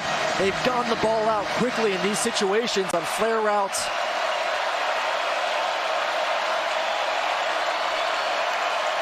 Third and 5 for Bennett. Steps up, overthrows Kieris Jackson in open space. 4th down. That's a great job by Leota, who had the big sack early on in the second quarter. He drops in the zone. Stetson doesn't see him. They end up rushing 3, dropping 8 in coverage. And he's that guy you don't account for. You think he's a defensive end rushing. You may not see him drop into coverage. Last second, oh no. Just sails it. Great play call. Like I said, we saw a lot of that versus LSU last week. Dropping 8, playing a little bit of Tampa too. But Lesney made from 23, this one from 43. It's News Network. Download the CBS Sports app to watch today, and you can join Jenny with the team after our game here today. 17-3 as Auburn takes over from their own 26-yard line. Offense has been somewhat stagnant for the most part. Demetrius Robertson makes the grab but loses yardage. Latavius Brini, another big tackle. And we keep talking about keeping your leverage as a blocker and as a defender. You're not letting them get to the outside. It is a battle over and over again. And look at this, opponents this season, points per game. Only 3 given up. I mean, this defense, it's tough for a reason. You see it over and over again, the speed, the ability to cover sideline to sideline. That's why you said a lot in the first half, Coach. Don't abandon the run. Another pass from Nix. This time will be a gained play. Demetrius Robertson just falls on that football, but makes it 3rd down and manageable here. Auburn trying to find some rhythm. They do not want to abandon the run. That would be a tough road to hoe if trying to do that against this kind of speed that Georgia presents defensively. Try to keep some balance, but a big 3rd down. You got to stay on the field if you're going to try to stay balanced. Only 2 defensive linemen initially for Georgia here. 3rd and 6 for Nix. Fires. He's got it. And that's the 2nd time they've connected on that route. I was a little bit nervous because the defense had the leverage, but better route by Kobe Hudson, and that's his throw. That's 2 for 2, perfectly thrown. You throw it towards the sideline where it's a catch or an incompletion. Another big conversion for this offense. Not a lot of them in the first half. And Aaron, at this point, what's Mike Bobo saying to Bo Nix? What would his message be to his quarterback of, let's get back into this one and maybe do some more of that power football with Jarquez Hunter? Well, that's what Bobo wants to do. I mean, it's a mixture of what Harsin did at Boise State in his history and what Bobo has done going back from Georgia to Colorado State. But at the end of the day, both these coordinators and head coach want to run the football. They want to get downhill and then take some play action shots on top of that. So I think the biggest way to make Bo Nix feel a little bit more comfortable is get some runs like that going. 2nd and short. Play action pass over the middle. Kobe Hudson has another 1st down. They either put some stickum on their gloves at halftime or they had a good talking to about concentration on the ball. That's a little RPO throw by Bo Nix. Beautifully done and a great catch. Well, this has been his best game catching the ball for sure. Hunter bottled up. Well, it's hard to run an RPO, which they want to do, especially with a quarterback like Bo Nix. I mean, it's in its wheelhouse. He's done it his entire life. But you need the first part. You need the arm. Because if you can't run the football, those linebackers are just going to sit there and say, okay, we'll just wait and then fill afterwards to make the tackle when you do hand the ball off. But you see some success running it. They come up. You're able to pull it. And like I said, Kobe Hudson has definitely improved this game, catching the ball, made some tough catches. Bigsby the back. Play action again. Nix on the run. Did the flag come in there? Doesn't look like it. It'll be 3rd and 9. Some real confusion with the Auburn coaching staff trying to get one of their receivers to the opposite side. The ball gets snapped and the wide receiver stood still on the line of scrimmage, not sure exactly what to do. Obviously it complicated the play. Find themselves now in 3rd and 9. And this is a point where, you know, down 17-3, I think this is going to be heading into that 4-down territory. So use Bo Nix. Let him run the football. Get a tight end out front. Use his legs to see if he can get you a 1st down or make it a manageable 4th. These were the moments. Nix was magical last week against LSU, but they hand it off to Bigsby, and he's got no room to run. He'll get to the 40-yard line. This would be about a 57-yarder, which is well past Anders Carlson's range so far. I'd punt it here. I'd push him back. It doesn't look as if that's going to be the way they're going to go about it, unless they're going to let Bo Nix kick. But I see if you can get him off sides and draw 5. They did it on the field goal right here. I'd back him up. We'll see. We'll look out for the pooch. But Nix, as they already were here on campus, but officially cemented into the ground, whatever you want to call it. A really cool moment for those 3 and their families. Wonderful moment. I got a chance to run into Pat Dye Jr. yesterday, and it was emotional for him for sure.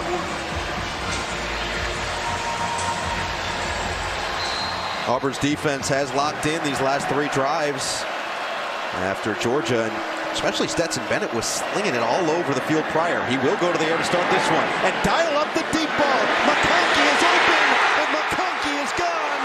Touchdown, Georgia. The mailman delivers. And he did. Big post route because they ran the ball on the first possession. They set it up. What do they want to do? Run, run, run, play action, take a shot.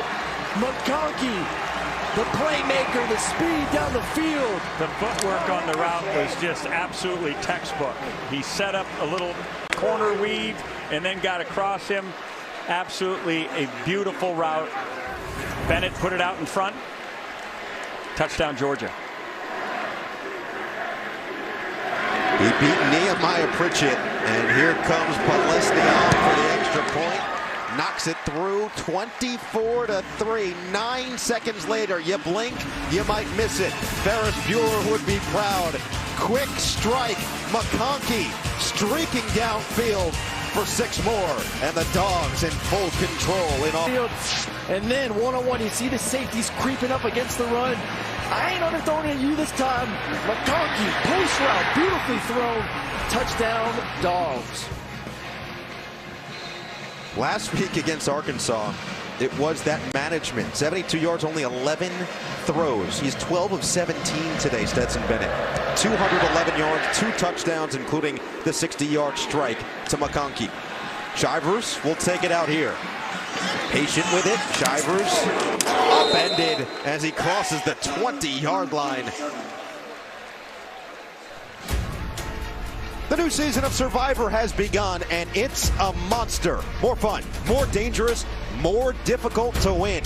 With game-changing twists you've never seen before. Survivor, new Wednesday at 8, 7 Central on CBS. Auburn's trying to be a survivor right here. They are absolutely in survival mode. A touchdown right here, getting that back to a 2-score game would be a huge deal to get this crowd back involved. Oh, you need some points before you head into the 4th quarter. That is the goal. Get something on the board. Auburn did trail by 9 heading into the 4th quarter last week at LSU. Outscored the Tigers 14-0 as Bigsby is spun forward. Nice gain on first down to bring up 2nd and short. Last time they had a 2nd and short, they hit a little RPO because the run is being honored by the Georgia defense. Bigsby's got his touches today, but hasn't been able to break one loose yet. Luke Deal in motion. Once again, fake it to Bigsby. Lofted down the sideline. Catch is made. It was reeled in. That was an absolute beautiful throw. First real touch throw we've seen from Bo Nix today. The flag will be defensive holding. They'll decline it. Beautiful play. How about Kalen Newton making the grab? On the defense, number 36. That penalty will be declined. It's over the play. First down.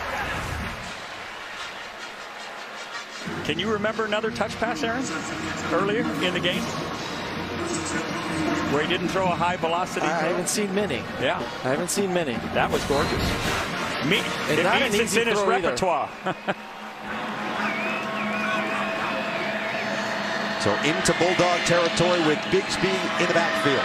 Nix feeling it once again. Sideline this time. What a catch. Demetrius Robinson. Electric from Robertson on the side against his former team. I mean, what a catch, but what a throw. I thought there was no chance this ball was going to get through to his intended receiver. I still don't know how it got through. Right over the defender. Beautifully thrown ball. That's 2 great down the field throws for Bo Nix. Adding a slightly bit of touch on that one. Not as much as the previous throw, but all of a sudden Auburn is in the red zone. But like Kirby Smart said at halftime when talking to Jenny, this has been the moment where Auburn has not been able to capitalize. Robertson going up against the team that he spent 3 years with after starting at Cal. As Nix will roll out of the pocket. Nix sets the feet, fires end zone. A little bit high. It was Robertson again.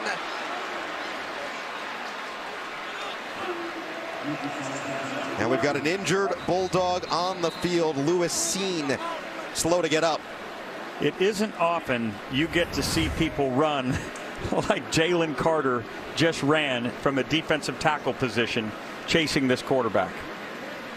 That the NFL scouts will look at time and time again. This guy could flat run.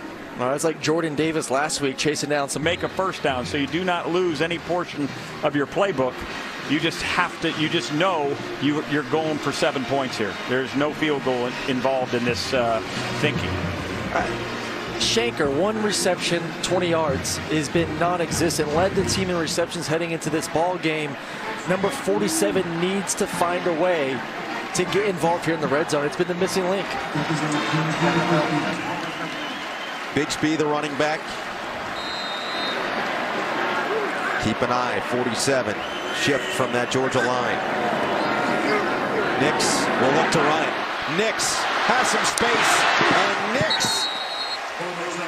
Looks like they're going to mark him out just short of the first down. About a yard. Looked like he could have made the first down and might have done so. Let's look at it.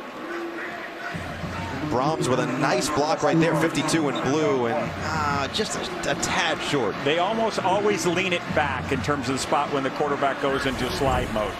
3rd and 1, Bigsby. Plows forward, Bigsby to the outside. Bigsby, a ridiculous effort for the Auburn touchdown. That's playing big by Bigsby.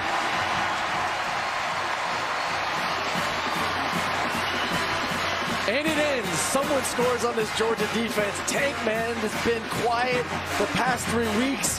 Has been quiet in this ball game. Only 29 yards rushing. But coming up big, physical, keep the legs turning, find a way. And this football team, these fans needed a touchdown. First 3rd quarter points Georgia has allowed all season. Anders Carlson on for the extra point. And he's got it. Auburn has some momentum in their favor now here in the 3rd. Tank Bigsby. Big plays by their quarterback. Bo Nix gets inside the 5-yard line. Tank finishes it off. There's something in the air, out of the silence. It all starts now.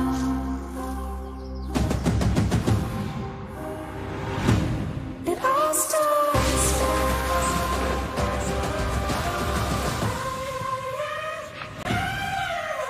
It all starts now.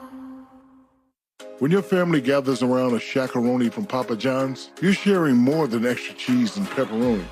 You're sharing scholarships, meals, and laughter.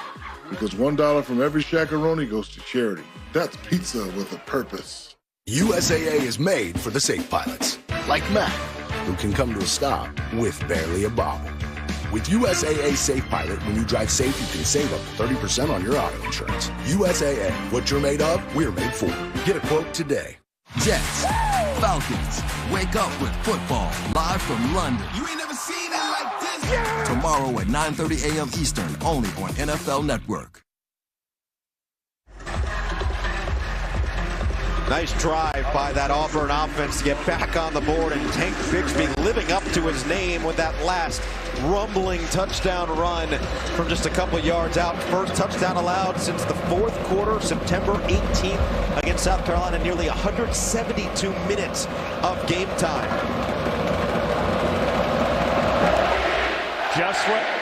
Just what the doctor ordered.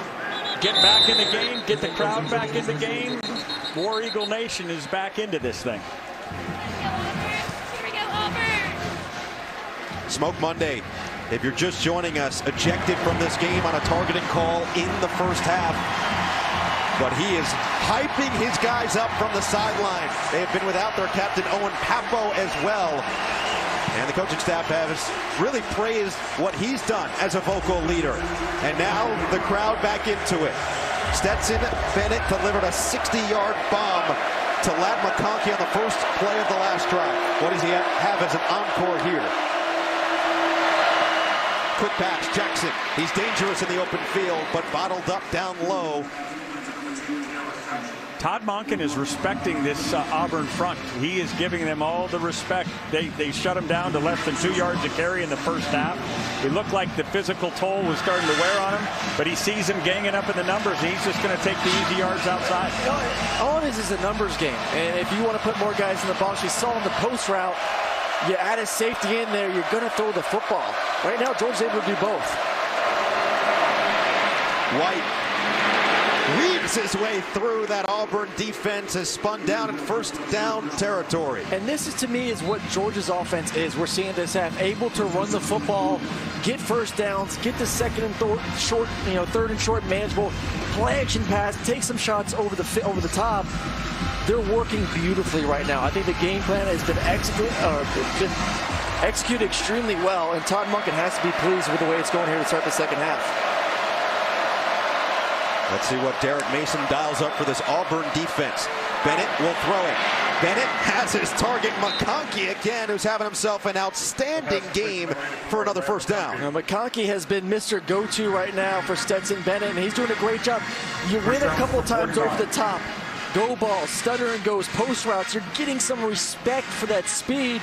Now you come back with a simple comeback route to the quarterback, on time, in rhythm.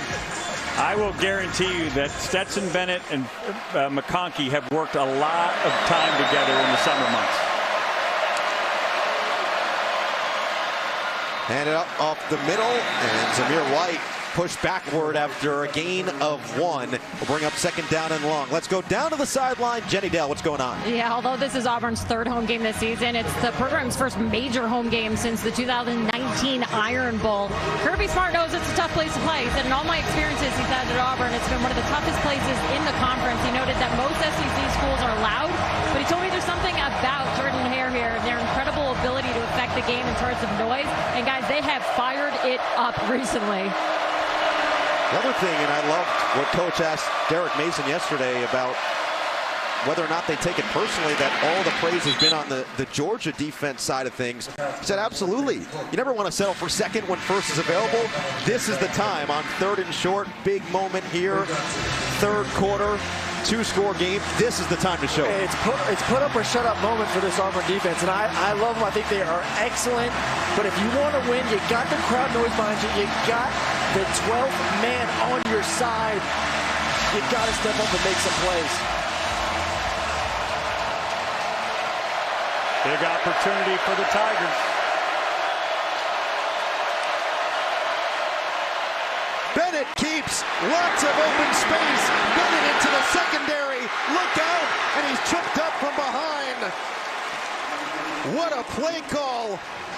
Flex on him, Stetson. I absolutely love it. I mean, everyone's thinking run, and just very patient with the read with Zeus. And my man gets a little bit selfish, says, I want more, cuts it up on the safety for the big run. Back to White on the ground. The respect this young man has gained in this locker room with the Georgia fan base. There are a lot of happy people. He did not transfer this offseason. White chugs forward. About 3 yards shy. We go right back to Jenny. Yeah, the most amazing thing about Stetson Bennett is he almost didn't return this season to Georgia. He said you don't play football forever, and you'd like to play football when you can. It was a tough decision, probably one of the hardest that I ever made, but at the end I broke it down. I decided to stay. Coach Smart knew he was frustrated about the reps he's going, but hey, thank goodness he made that decision to stay because he is showing what he can do out here today. Well, Jenny, he does the duty that lies nearest. It's amazing to watch him go out there and do it. As an old walk-on quarterback myself, I have total respect for what he's accomplished. Yeah,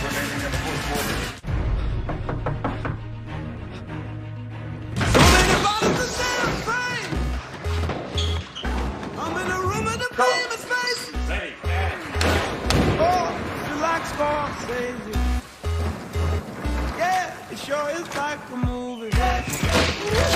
Oh, about to make a movie.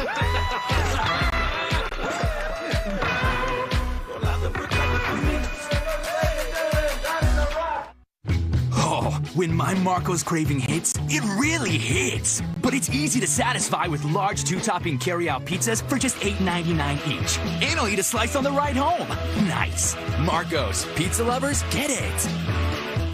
Heading into retirement, you want to follow your passions. Bright House Smart Care is a hybrid life insurance and long-term care product. It protects your family while providing long-term care coverage should you need it. Talk to your advisor. Bright House Financial. Build for what's ahead.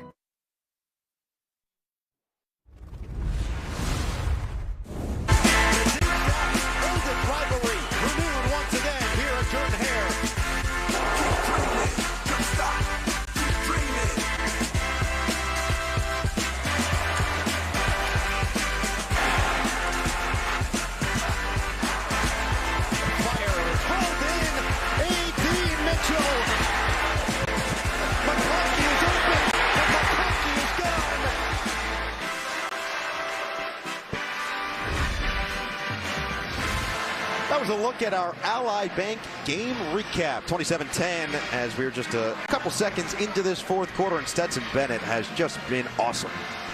Yeah, 15 of 21, 235, 2 touchdowns. Not just dinks and dunks. He's letting it rip down the field, post routes, go balls, a little bit of everything. I know you see that 18 of 35 for Bo Nix. There has been a tremendous amount of drops in this ball game. Great last series, though. Let's see if this offense can keep it going. Well, he was 12 of 26 in the first half, so it's been much improved in the second half. And they're going to have to kind of pick up the tempo here. They're 3 scores down.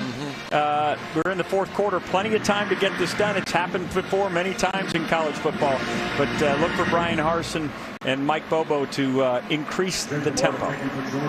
Scored 14 points last week against LSU in the fourth quarter, and Bo Nix is going to have to be another superhero here. Whichever one he chooses.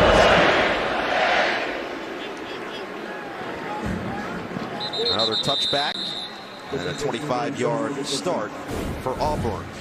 Invesco brings you today's Scholar Athletes. Jack Podlesny, Anders Carlson, the 2 kickers on either side. Invesco is proud to support student athletes on and off the field with a donation of $1,000 to Georgia and Auburn's General Scholarship Funds. Now I think it's time to unleash Bo Nix. I think this Backyard Bo. Backyard Bo needs to come out. We need to get some t-shirts with Backyard Bo on it. This is his time to just say, hey, go make plays. We need it, and we need it fast. Bigsby, who had the touchdown earlier, carries the ball and is met immediately. Quay Walker just tracks him down. Well, Bo Nix last drive, making plays, showing some touch. He has it in the tool shed, and I still don't know how this ball was caught or thrown. Beautiful, and then Tank. Keep the legs going, young man. Get in the end zone. Let's see if they can keep it going now. They get the freshman Jarquez Hunter in. Instead, they'll swing it to the other running back, Shivers, who finds a little bit of space and turns on the Jets to get some of that yardage back and get across the 30-yard line. Quick question for you, Coach. Down 17, 14 minutes. If they don't get this, are you going for it in your own territory? Well, we'll find out quickly here by the play call. I think you can still punt one more time, but I wouldn't be surprised that you wouldn't see a quarterback run or a running play here to make it a 4th and 1, 4th and 2, something that the percentages go way up in terms of achieving the first down. From the tight end motion, Nix has to escape and can't do so. Immediate pressure. Quay Walker was a free runner right there, and there was no answer. Normally when you have a free runner coming right at the quarterback's face, he's got a hot receiver. In this case, I don't see one. Well, there's no one there. And this is one of their disguised pressure, simulated pressures where they're dropping an end on the backside. You see the left guard and left tackle go to block the defensive tackle and defensive end. They move to the outside. The center is eaten up by the other linebacker over his face. And then Quay right away is able to get in the backfield and make the play. Chapman sends it deep, and Jackson won't even return this one. Instead, it goes to the far side, and McConkey decides to try to take it back. And right now, what a performance by the Georgia Bulldogs here in Jordan-Hare. They have put on a clinic, especially on the defensive end.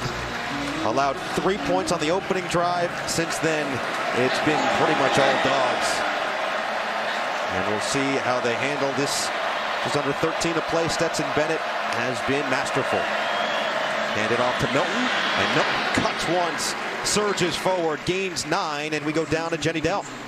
Coming into the season, Coach Martin said he felt as if this team hit a plateau. Yes, they had success. They had lots of wins, bowl seasons, but he said something was missing. So in January, they started a mindset training program, school sessions, if you will. They would focus on 4 DNA traits: toughness, resiliency, composure, and connection.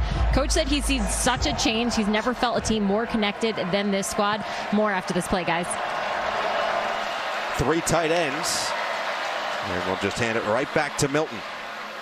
Turns forward and likely gains the first down there. Let's go right back to Jenny. Yeah, the players that I spoke to absolutely agree. I actually talked to Kieris Jackson. He told me they meet in small breakout sessions once or twice a week. They really break down the walls, study these specific traits. He said it's helped define who they are as players, people outside of the program. They use this technique in the game, and it's really changed the mindset of this whole program, guys.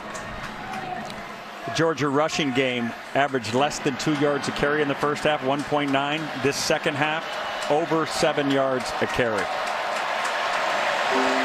Huge credit to that offensive line unit. This time it's White. Puts the head down and gets through past the 50. Yeah, I want to go back to what Jenny was talking about, what this program has done for these young men. It starts with athletic director Josh Brooks and providing and leading by example, doing a great job. I mean, the facilities, everything these kids get, from meals to the workouts, the training. He's really leading the way, along with Kirby Smart, to make sure these kids are both physically and mentally ready to go each and every game. And Coach, it feels like this staff, Kirby and everybody he's surrounded himself with, they've done a great job of continuously adjusting with the times. Mental health has become such a big part of sports over the last couple of years, and they're following that trend and letting these kids, leading them, I should say, to success on the football field. Samir White with the first down right there. Listen, his mentor was Nick Saban. Yeah. Nick Saban leaves no stone unturned in terms of advancing the program for the well-being of the student athlete, to advance the offense, to advance the defense. He leaves no stone unturned. And Kirby learned that while being in Tuscaloosa as his defensive coordinator. There's no question they have the resources to do the same at Georgia, and he's following suit.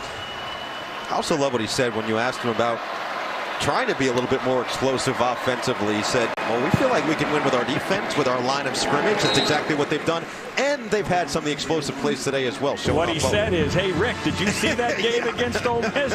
Didn't that look like Derrick Henry pounding away? I mean, it was Brian Robinson this time for the Crimson Tide, going for 170 yards against Lane Kiffin's Ole Miss team. But he says, never lose sight of the ability to control the line of scrimmage. Well, and also you have to play to what you have. They're banged up at receiver right now. They got 4 backs. A great coach, as you know, plays to what he has. He's young at receiver. He's got great tight ends. He's got great backs. And you have the best defense in college football. Chewing up more yardage. Kendall Milton, the sophomore from Fresno, California. So more on this. Alabama with that explosive offense. 45.6 points per game. But this Georgia defense, and we've seen it, another great example of it today. They're so stingy, and in pressure moments, they come up the hugest. If that's a word. It is. We made it a word right now. Today. I love it. I said it with confidence. And if that game happens, it's going to be absolutely incredible. I mean, these two have really separated themselves from the rest of the teams in the country. But Georgia hasn't been tested in a way of a team that can run it and throw the football. And I'm really interested to see. I think they can handle it, but we got a long way to go before then. This time it's Cook. Cook in the open field. Breaks a tackler. Finally dragged down from behind. Brock Bowers with a great block to get his running back some space. And right now you're seeing this offensive line dominate up front. And this is the recipe. Wear teams out in the first and second quarter. Get them exhausted. Get some play action pass. Get them questioning on the back end. Do I want to fill? Do I want to come up and make a tackle? And we keep hitting it over and over again. Fresh legs at the running back position. White, Cook, Milton, Kenny. They just rotate in, and those guys take advantage. The other thing he's doing is he's bleeding this clock. He knows you take this time away, you take hope away. Right back to Cook. Cook, just hard running, looking like his brother Dalvin, and the senior from Miami, who Todd Monken said is one of the leaders of this offense. Said he's been vocal, said he's led by example, picks up 5 more. Well, I love the competition between him and Zamir. And talking to Monken, those two guys every single day in the offseason are trying to outdo each other, whether it's in the weight room, whether it's in conditioning, in the film room. Those two guys push each other and are a great example, and that's why they've had the success this year. Second half, 20 runs, 7 passes from Georgia. One of those passes, 60-yard touchdown. This time it's Kendall Milton who loses his helmet on the way down. 3rd down and short here. Brian Harsin knows he's 3 scores down, but if you can hold to a field goal here, there's still hope. He's still saving his 3 timeouts for drives to be. Hopeful is still in the game, but this is a monster down if you're a Tiger fan. Yeah, if I'm Derek Mason, you got to bring some pressure here. I'm going all out, cover 0, man-to-man on the outside, and I'm going to sell out to stop this run. 3 tight ends once again. Play clock down to 2. Bennett did get it off in time, but potentially timeout called. Kirby ran down there and got the timeout. Yeah. Timeout, Georgia. That's when you can really see the head coach's sprinting speed. Oh, yeah. How was it? Pretty good. I'd give him high marks. Good comments tonight, Noah. I've been absolutely the Nick Fairley one, the start, it caught me off guard. And just, I've gotten a lot of messages from people like, that dude's a legend. Well, the feeling is very mutual, and trust me, I think that we've spent the last couple days here in Auburn and seeing people's reaction. I told you that we were in the elevator earlier, and someone said, "Is Aaron Murray here?" Man, that dude. I'm like, yeah, that dude. 3rd and 2, big play for Georgia, and Auburn's defense in particular got penetration, couldn't wrap them up, and what a play! Zamir White out of sight for a Bulldog touchdown. They brought the heat. And Jacoby McClain had him dead to right in the backfield. You gotta make the tackle. You are the best player on this defense. You're one-on-one with Zeus in the backfield. And Zeus brings out his inner Zeus and just runs right through it, keeps it going, gets in the end zone. That was bull elk on bull elk at contact, and Zeus came away the better for it. But Lesney back on and makes this 34-10. He's nicknamed Zeus for a reason. Power, size, strength, classic runner up the middle, extending the Bulldog at the very end. Last couple minutes, that was our Jeep Studio update. Here is our current situation. Georgia 34, Auburn 10, 7-11 left in the 4th quarter after an impressive run from Zamir White. And we'll see if Auburn can at least get some more points on the board down the stretch. Still 7-11, all 3 timeouts. Look, we've seen stranger things happen in the SEC. We've seen stranger things happen in the Deep South's oldest rivalry. This is the 126th meeting. You are in full clock mode now. Tonight at 8, the second game of our SEC doubleheader takes us to College Station, where #1 Alabama heads into what should be an electric atmosphere to take on Texas A&M. The SEC is in prime time tonight on CBS. Let's take a look at just comparing these 4 guys. Bryce Young and his predecessors through 5 starts at Alabama, and the numbers are eerily similar. I mean, the touchdowns for those quarterbacks, and who would have thunk it? Alabama and quarterbacks the past 5-6 years. I mean, it's just Coach Saban evolves with the times. Nix will go back to the air. Nix will be spinning in every which direction. Throws on the run. Found his man on the sideline. Jackson was there, and it's a completed catch. And you got the fans up on their feet cheering for that one. This is what Bo can do. Great job extending the play. And yeah, Jackson's in. Most likely 2 feet there, and it's go, go, go time. Nix, dump it off. Shivers.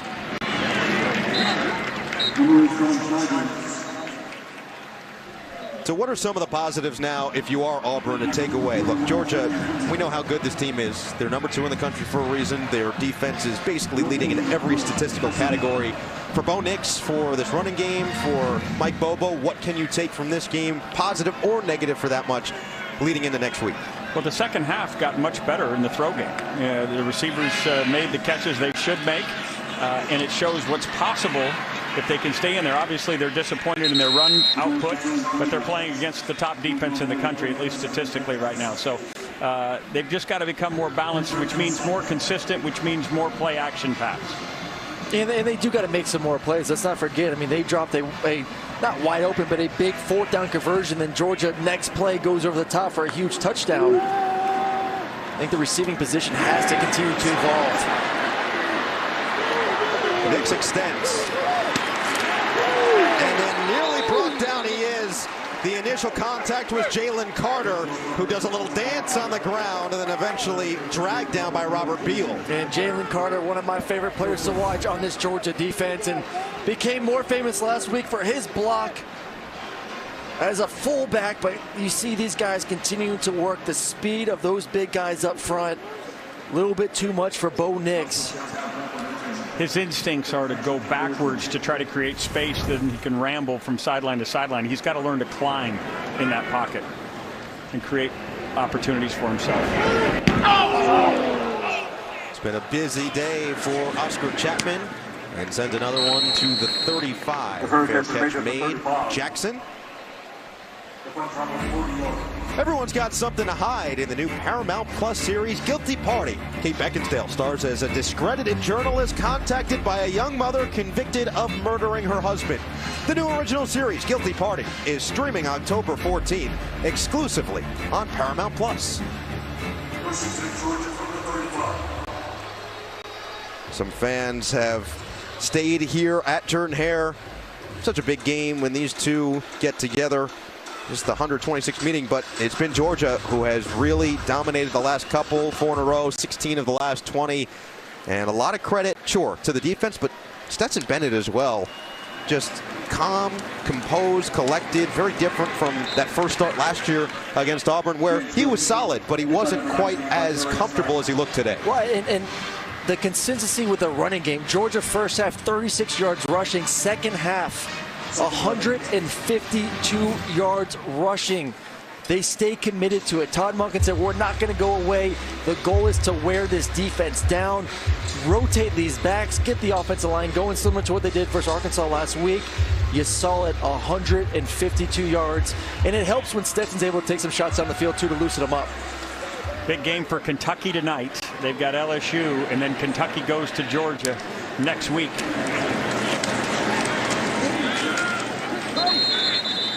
That game will be right here on CBS. Yep.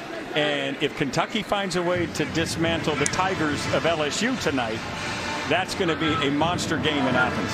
A couple of undefeated teams, 3 remaining in the end. Haven't had a ton of long runs. Bennett had that 30-yarder, but for the most part, it's been 5 yards here, 6 yards there, maybe a 7-yard play here. It's just been chunk after chunk to wear down this Auburn defense. Here's another example as James Cook hurdles for a first down. Yeah, they have been consistent as can be in terms of this second half, being the aggressor at the line of scrimmage. And right there, fans got to see Broderick Jones, number 59, highly touted. See him on the move, making plays. And Kirby is loving it. You know deep down inside, he loves old school football. He loves to run it. He loves to play great defense. And he knows the strength of what they have at the University of Georgia is exactly that right now.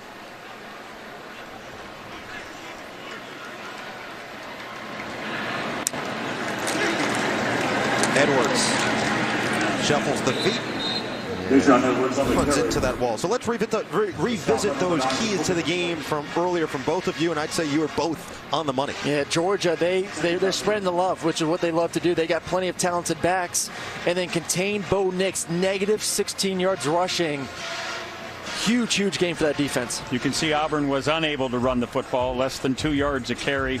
And in terms of trying to put the game in Stetson Bennett's hand, let's applaud Stetson Bennett, the fourth job, but they didn't get enough 3rd and longs. 3rd and 5 is too easy a down to convert.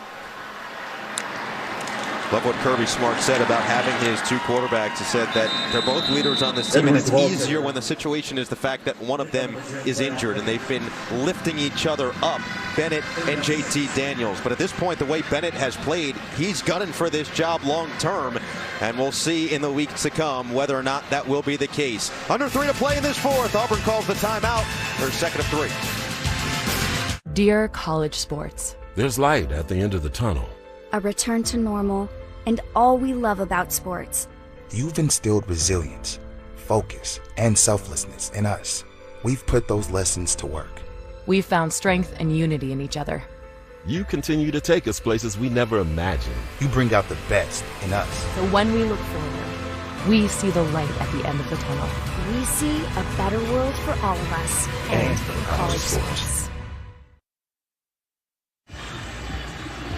USC transfer JT Daniels, who began this season as the starter with a lat injury, hasn't played the last couple of games, and Stetson Bennett has taken over. He's taken the keys, and he's driven the car beautifully to this point.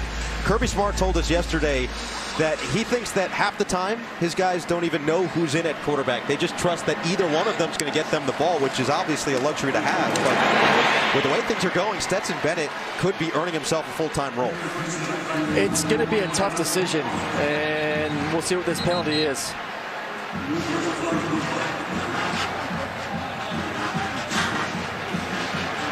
Unsportsmanlike conduct.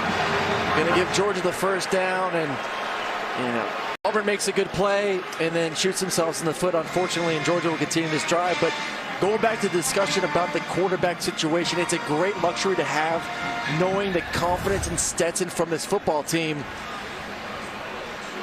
I don't know what you do. I don't, because it's hard to take out a hot hand, a guy that's winning football games, that's doing everything that Stetson's doing, plus adds the dynamic ability of running the football. It's going to be a tough decision. It may play right into your hands, because what you want to do with Stetson Bennett is get him back. What you want to do with JT Daniels is get him back to completely healthy. If you can get through the Kentucky game, you get a bye after that in anticipation for the game in Jacksonville with Florida. So if you can get him 100% healthy, you get to see Stetson Bennett play again next week against Kentucky. And then you can find out where Stetson Bennett is. Is he our starter? JT Daniels, can come off the bench, clap his hand 3 times, and lead a comeback if it's required of him. Now, JT Daniels started the season as a starter, but that's just the way football works. Yeah, and you hate to see a guy lose a position because of an injury. But quarterback's a different beast, because you can't just rotate guys in there. You can't have a 2-quarterback situation when guys are this similar in their ability to go out there and execute. I'm a big fan of both, and obviously JT brings you the ability to be a little bit more accurate down the football field, but then Stetson gives you the ability to run the football, as we've seen in the zone read. Savon Clark, just his 3rd carry of the season, picks up a couple, and now it's time for the play of the game, presented by Jersey Mike Subs. And beautifully executed, run the ball to possession before, play action. You see the safety get a little bit sniffy, and then McConkey on a post route, beautifully run. The kid got some wheels. Go get you a sub. A little bit sniffy. Is that the name of your dog? Or? Sniffy. A little sniff. He's in there sniffing the run game. Getting in there a little too tight. I get your nose in there in the wrong spot. Sniffy. Sniffy, sniffy. I guess it's a good name for a dog. What's your dog's name, Aaron? Oh, you know him, Georgia, of course. Edwards again. And I got one shout out real quick. Happy birthday, Mama Murray. Oh, wow. Gotta throw it out there. Mama Murray. That's outstanding by you. Yeah, that's great work. Truly great work. Get in there. Just in the nick of time. So 43 seconds left. Brian Harsin will take his last time out. So 4th down and 3. And for Georgia, improving to 6-0. They've got that game with Kentucky, which has a chance to be just a gargantuan in the SEC. Then Florida, Missouri, Tennessee, Charleston Southern. And this is a team that has the potential, and Kirby Smart knows it, to legitimately win it this year. They feel comfortable with where they are. They believe the mental health stuff has put them potentially over the top, and that defense is among, with some of those units, some of the greatest defensive units that we've seen. He says either you're either elite or you're not. Right now, Georgia is elite. Can they stay that way? No reason not to think so. A lot of people wonder why Auburn takes a timeout there. Brian Harsin trying to instill a culture here, wants to get some more time in his 2-minute offense. But this is the kind of place where all of a sudden you kind of dare Georgia to go ahead and do something over the top. First down would end the game. Instead, they look end zone, and it's incomplete. Justin Robinson was the intended target. So Auburn will get the football back with 38 seconds remaining as we look ahead for the Tigers. They will drop to 4-2 on the season. They go to Arkansas next week, who is also now 4-2 after back-to-back losses. Then the 30th, Ole Miss. So a couple of difficult matchups in a row. A&M, look, there's never an off week in the SEC. No, not in the SEC West either. Obviously, SEC East this year a little bit down. But the West is an absolute grind. Ole Miss, Arkansas, Mississippi State. I love watching Mississippi State. That's a good football team. It is tough. And as we see, TJ Finley coming in to finish the football game for Auburn. Orchestrated that 98-yard drive to complete the comeback against Georgia State on September 25th, 2 weeks ago. And Finley will air it out. Has a man wide open over the middle. Well, he looks stately in the pocket. I mean, he is exactly the prototype of what you're looking for. He's a 6'5" guy, 240 pounds, stands in there and throws it beautifully. That was a strike.